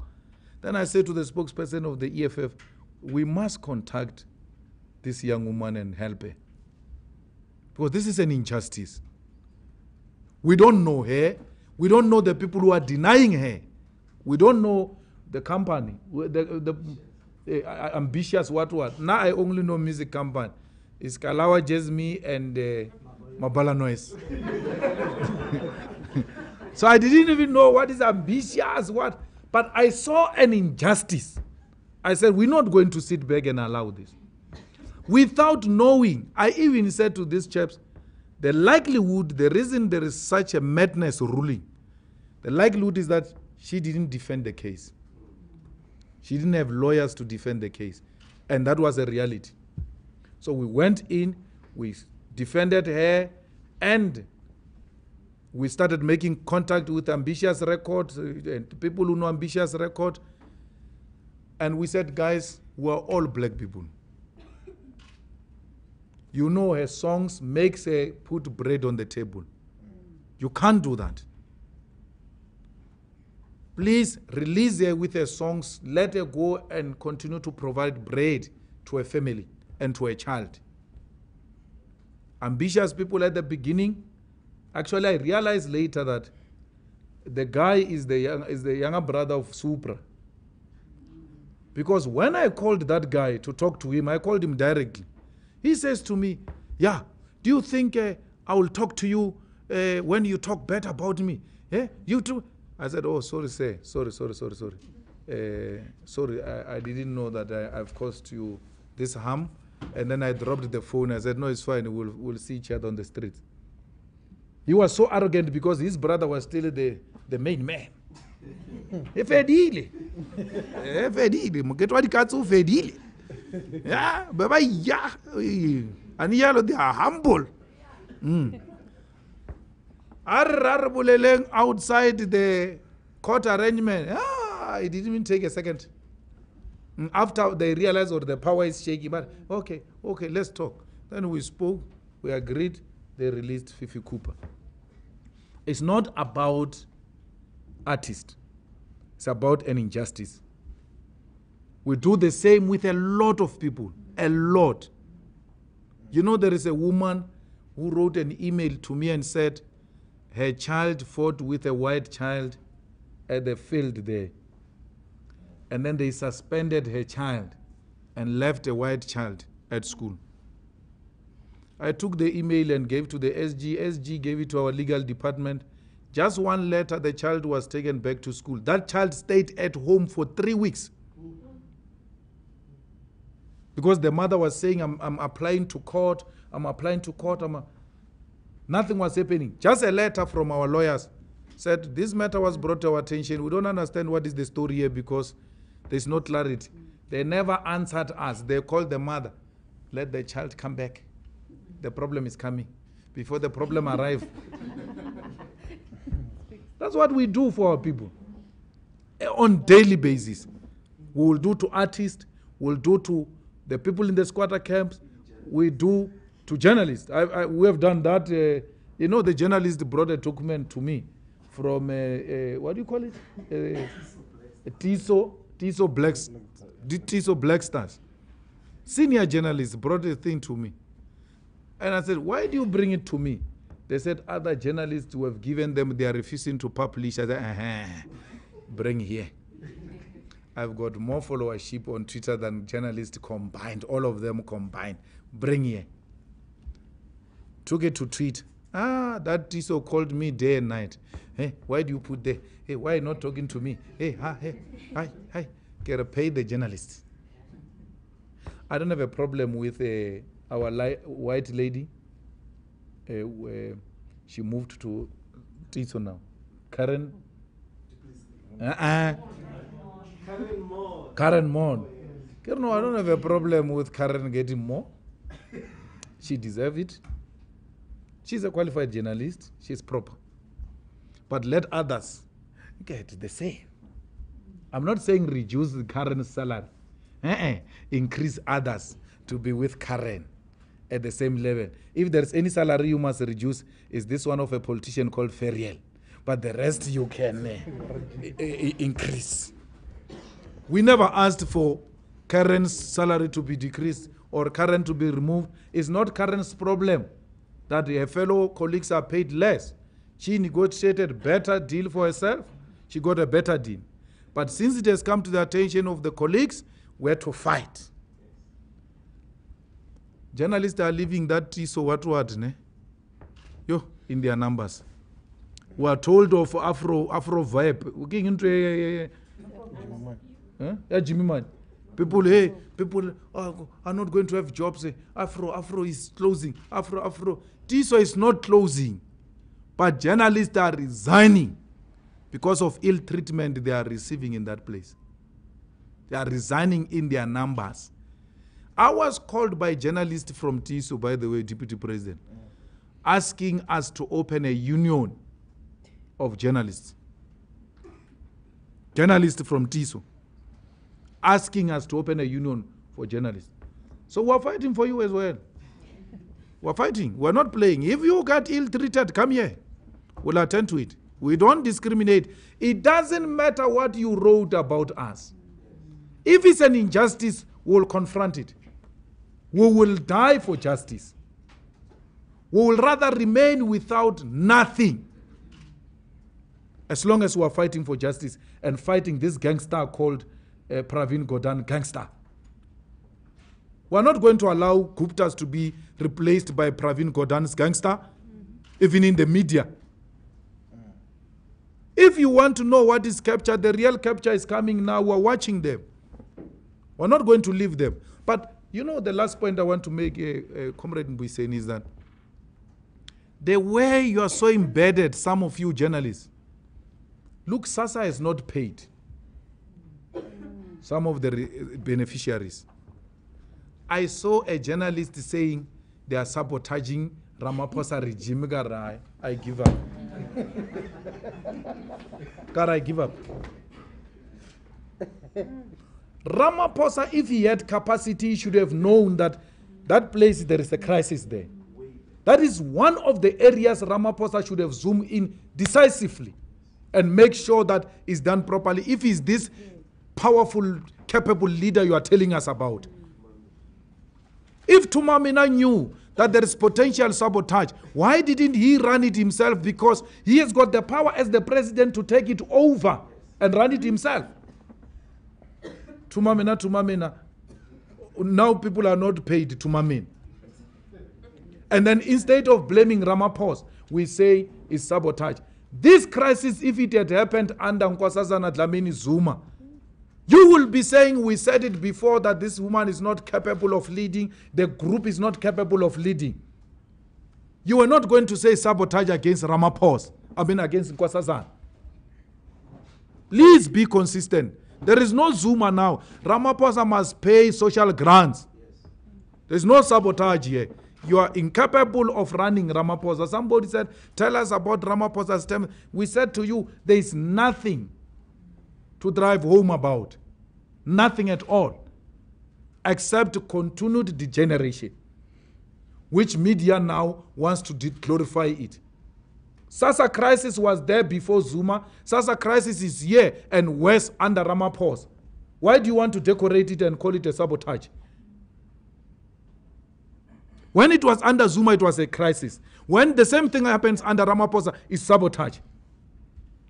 Let me tell you, you have made Zuma a hero by just writing all types of things bad about him. People just sympathized. People are going to sympathize with Zuma again now. That Zuma said this post office has got no capacity and bad habit. You are going to make them heroes. You are going to make them heroes. Because they will say, Batabile said this post office has got no capacity. They will say, Zuma said these people don't have capacity. And indeed, people are not paid. Unwittingly, you have made Zuma a hero. Ramaphosa must do the right thing if he doesn't want Zuma to become a hero. You are going to make Tom Moyane a hero. I said it before. Our people sympathize easily with victims. With victims. Once Tom Moyane is seen to be a victim, our people will rally behind him. The president calls Tom Moyane to his house. He says to Tom Moyane, in president's private house, I've lost confidence in you. And I think you must go. the guy refuses, the guy gets suspended. Instead of the president writing in the affidavit why he is got no confidence in Moyane, it's Pravin Gordhan. Not the Minister of Finance. It's Pravin Gordhan. If the president doesn't want to write, why not a current Minister of Finance? This useless one. This useless one who has not responded to our questions. Because we have asked this useless minister questions as to, and where, ask me where we got the questions. From Pravin's group against this minister. Yes, from Pravin's group against this guy. Because they've got another scandal. Very, he responded there in Parliament in an arrogant manner. He doesn't know us, that one. Because I've got the scandal they've got on him that involves his daughter, which they gave to him. And they never reported it. So they've got control over him through that scandal. But they gave us the questions, Pravin's group, including the letter that he wrote to PIC, asking for certain people to get the money. We've got the letter. He has not answered because he knows what we have. We asked him questions in Parliament, in public. Till today, this Minister of Finance, the overpraised and celebrated minister. And when you question him, Ranjeni, the political party called Ranjeni, says, yeah, you are attacking finance. You are attacking finance. With this type of evidence we have, we must not talk, because when we talk, we are attacking finance because SARS is coming after us. Hey, Bana. Why is this political party called Ranjeni trying to suppress us? Why? We've got evidence of wrongdoing by the minister. We want him to answer so that he can further sink himself, because we'll produce his answer and say, this is his sort, he must fall on it, because here's the evidence which contradicts his response. That's why we're not telling you the details. We're waiting for him to answer. We said to him, answer honorably. Thank you. Thanks, Mr. President. One last round, because most of you didn't talk, you see. Okay, my CD, so I don't know you, brother. You introduce yourself. Is there no one else? Yeah, I'm the only one. You're the only one that side? Yeah, that's good. Okay, CD? Thank you so much. Just a quick one. Two quick ones, actually, coming from the media breakfast the EFF hosted. Yeah. You spoke about VBS Bank that morning, and you were saying that we're not looking into it. And I just wanted to get your thoughts now. There's still a lot happening on VBS. It's been in the media spotlight. And then also about the assemblies, your own assemblies. In the lead up to your National Assembly, you did speak about the tensions that will rise. We see people dressed in EFF t-shirts involved in violence. And I just wanted to get your thoughts on what's happening around there as well, and get an update on that. Thank you. Okay. Chief, I thought you... Sorry, just the first 6 months of Ramaphosa's presidency, just rate it. Yeah, I summarized it briefly. He did that, yeah. Useless. Yes, Chief, you are the last one. Take the last bite. Please introduce yourself as well. Yes, my name is Alexander Panov. Stop calling it Ramaphosa presidency, by the way. It's Pravin Gordhan's presidency. Yes. The president of this country is Pravin Gordhan, as proposed and elected by Ranjeni political party. Yeah. Okay, I'm the reporter of Russian news agency, Itartas. The question is, this month, South Africa is hosting the BRICS summit. So what's the EFF position on this project of international cooperation? Do you support it, or maybe you agree with Professor Patrick Bond proposed it, the Club of South Africa? And the secondly, do you The club of what? Sub-imperialists. Oh, sub-imperialists. And the second, do you follow the soccer World Cup now, and which team do you support? Okay, yes, go. I just want to find out your response. I had an interview with Pravin Gordhan, and she said that there's no need, I just want your view, that there's no need for the law of the Constitution to be amended to accommodate land expropriation without compensation. That's who? Truly. Okay, Mr. President. Well, that is her view. She must go to the public hearing and make that submission. because it's not a new thing to be said. Actually, it's a DA view. So we're happy that she's sharing the same view as the DA. So we'll take that into consideration when we deliberate the amendment of the Constitution. World Cup, I support Russia. Yeah, because I don't like this thing of people building stadiums and losing World Cup. And of course, support to Russia is a support of what do you call them? Underdogs. Yeah. Because Russia is not known for football. So the sooner Brazil leaves, followed by England, and then France, then it's underdogs. So it brings a new flavor into the whole thing, that we don't need, the usual suspects. It's a very interesting World Cup. It's an exciting World Cup. We've seen over-exaggerated stars being sent home much earlier. And that's what brings excitement. But equally, that if the Russians stay into it for long, it will bring more excitement in that country. And that's what makes the World Cup more exciting, if the host continues to participate until the semi-final or the finals. So that they earn they feel their money was not wasted, rather, you see, because they derived some pleasure out of the whole thing. Unlike what happened to us here, it's a very terrible memory that we don't want to share with our children. Well, BRICS, it's a good platform. We support BRICS. It's very important to create alternative platforms, particularly when it comes to markets, because you can see that the world establishment is now engaged in some protectionist type of an attitude, where it is them and them alone, and do not care about what happens to those who are outside their league. And therefore, a platform like BRICS is a platform where we can be able to, explore alternative markets and trade with those who are sympathetic to our cause and have got, some relative background with us. They've got some similar challenges with us. Of course, China will want to take some advantage and want to dominate. But we hope our leadership will not succumb to an environment where we create some sub-imperialist or colonialist of some sort. Some African countries have allowed the Chinese to actually become worse than the Europeans. And as the EFF will not allow that to happen, not in South Africa, not in the African continent.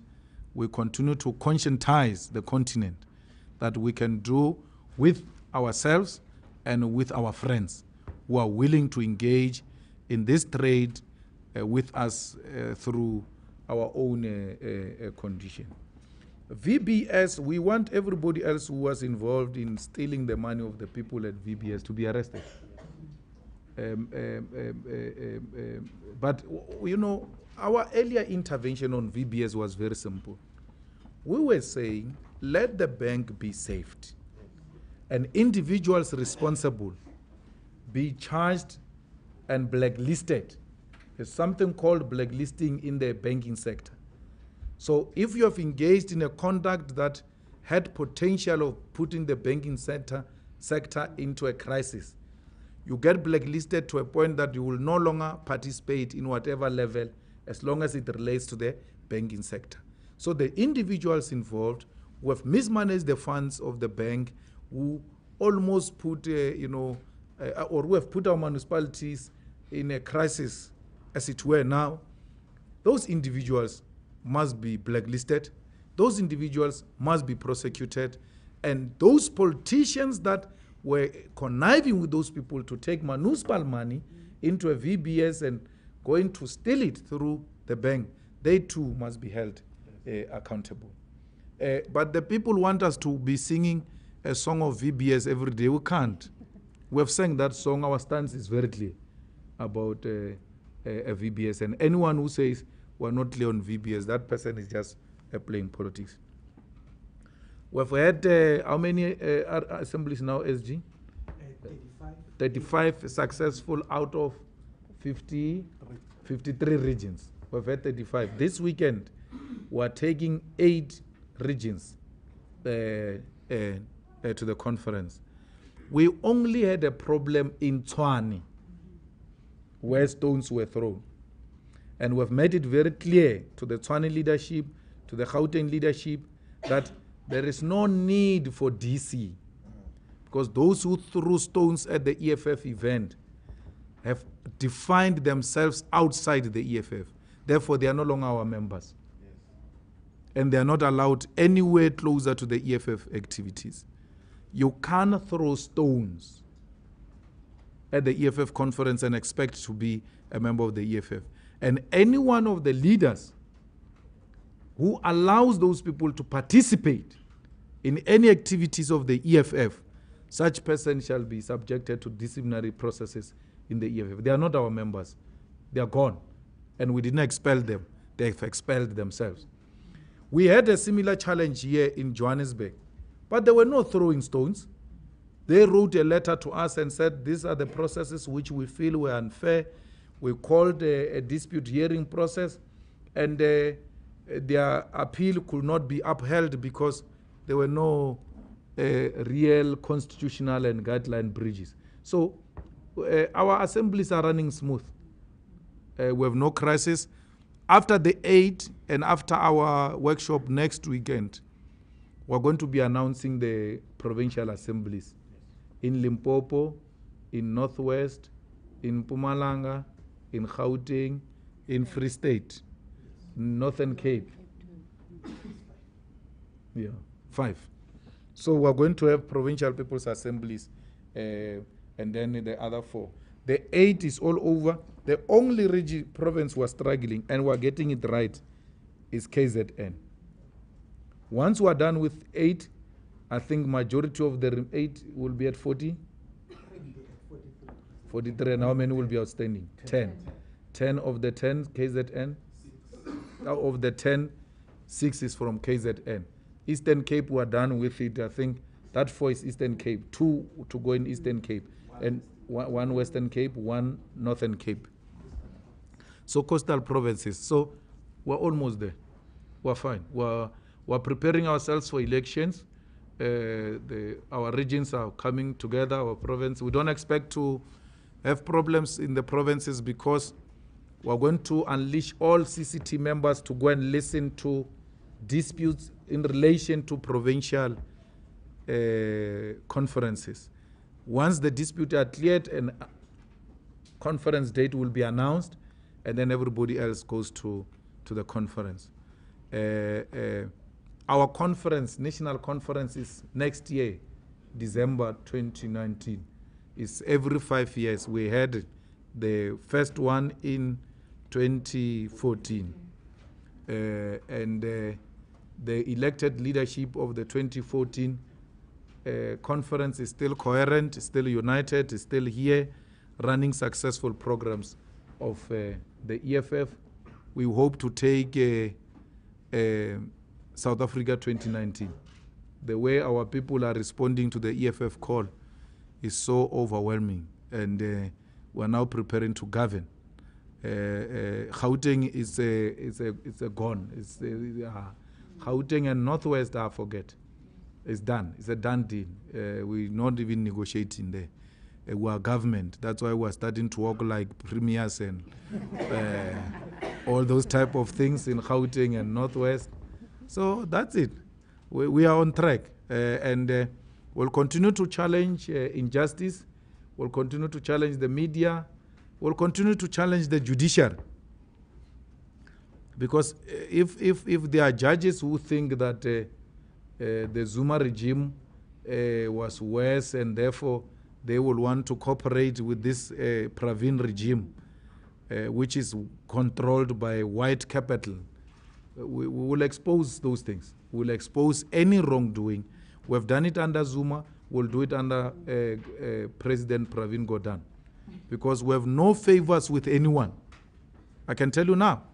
And we don't need anyone to give us favors. Journalists who are embedded, who are with Pravin, who are with Ramaphosa, who are doing everything in their power to defend the regime, will continue to expose them.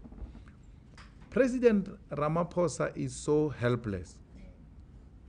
And Pravin is running all over him. We couldn't write in the statement of the EFF, but Pravin doesn't take the boss to the ANC deployment committee, by the way. Yeah. He doesn't. The tradition is such that every deployment goes to the ANC deployment. Pravin doesn't take his boss to the ANC deployment committee. He doesn't take the CEOs to the ANC deployment committee. He does as he wish. We cannot allow that. We have never elected Pravin. And will never elect him as the president of South Africa, and he will never be an official president of South Africa. He knows that. And we're not going to be ruled by him. He's not going to rule us through a back door because he's got some access to some judges, he's got some access to some journalists and media houses, he's got some access to some politicians, and therefore he can do as he wishes. No. Pravin, if Pravin does things right, we'll compliment him. Remember, we are the ones who gave Pravin standing ovation in Parliament when his party couldn't, because we thought he was a victim. We always do that. We are not against him. If he's right, we'll support him. Look at what Pravin does in ESCOM. He says to Pagamani, give them 0%. A staged type of an approach. He gives them 0%, they go on strike, and then the embedded journalists Ranjani and them and say, the minister is going to intervene from heaven. There is no way. Pravin is a control freak. There is no way Pakamani could have offered the workers 0% without the control freak Pravin knowing. Pravin says, I didn't know what was happening. No, he knew, but he was staging it so that he can come with a bigger offer, and then they accept it. Hey, Pravin saves the day. Because that's how they micromanage the media in South Africa. We can't play to that plan of theirs. We are not part of that. They put the economy at risk by offering 0%. And okay, let's say for a second, Pravin didn't know. If it was Batabile who said he didn't know, what were you going to say? She doesn't know what she's doing. She doesn't know what's going on in a department, in her entities. She's useless. You're going to say that. But if it's Pravin saying, I didn't know what was happening in ESCOM. Wow, minister. A capable minister didn't know. Now he's going to intervene since we brought it to his attention. And you think we're fools like that. You think we can't see what you are doing. Look at what Pravin is doing in Transnet. He wants Sia to be suspended without a due process. Without a due process. I don't know what Sia does, but board members of Transnet are saying, please, man, what has he done? Give us the reason so that we can suspend him. And then we must fold our arms. And our African brother who has not done anything must be suspended. If Sia has done anything wrong, bring it to us. The same way you did with Brian Molefe of ESCOM. We will be the first one to demand that Sia must be suspended. Sia must be suspended because Maria Ramos is not happy. He has been fighting with Sia since the time she left Transnet. She suspended him, wanting to sabotage him so that he doesn't become a CEO of Transnet. You know why? Maria's husband is involved in insurance companies, and those insurance companies are doing business with Transnet. Maria is still fighting for Transnet. She never wanted Sia. That battle is still continuing till to date. Maria, Pravin, Trevor Manuel. Those people are dangerous. Those people are dangerous. for this country. Everything else they do to please white monopoly capital. And Cyril is useless. You know why? I think Cyril, I don't have the facts, but knowing how they operate, I think they went to show him his stories. Because Naya has got stories. Don't forget cupcakes. Naya has got stories. So for sure they went to show him, or president, there is this thing. But don't worry. And then they left it at that. Which president allows a minister to be so powerful the way Pravin is? Knowing how Pravin and the rogue unit operate. That rogue unit is gangsterism. It's there. The rogue unit is there. They show you your story and don't act on it. That's how they've got control over you. They are a very dangerous gangster. They must stop telling us this thing that Moyane has destroyed the most capable unit which made people compliant and all that. They can establish a new powerful unit. Even the current acting commissioner can do that. But let it not give itself the powers they do not have of bugging people's offices, of interfering with people's phones, of putting surveillance on people. They did that. They did that. We are victims of that. The rogue unit exists. The rogue unit existed and Pravin was aware of it.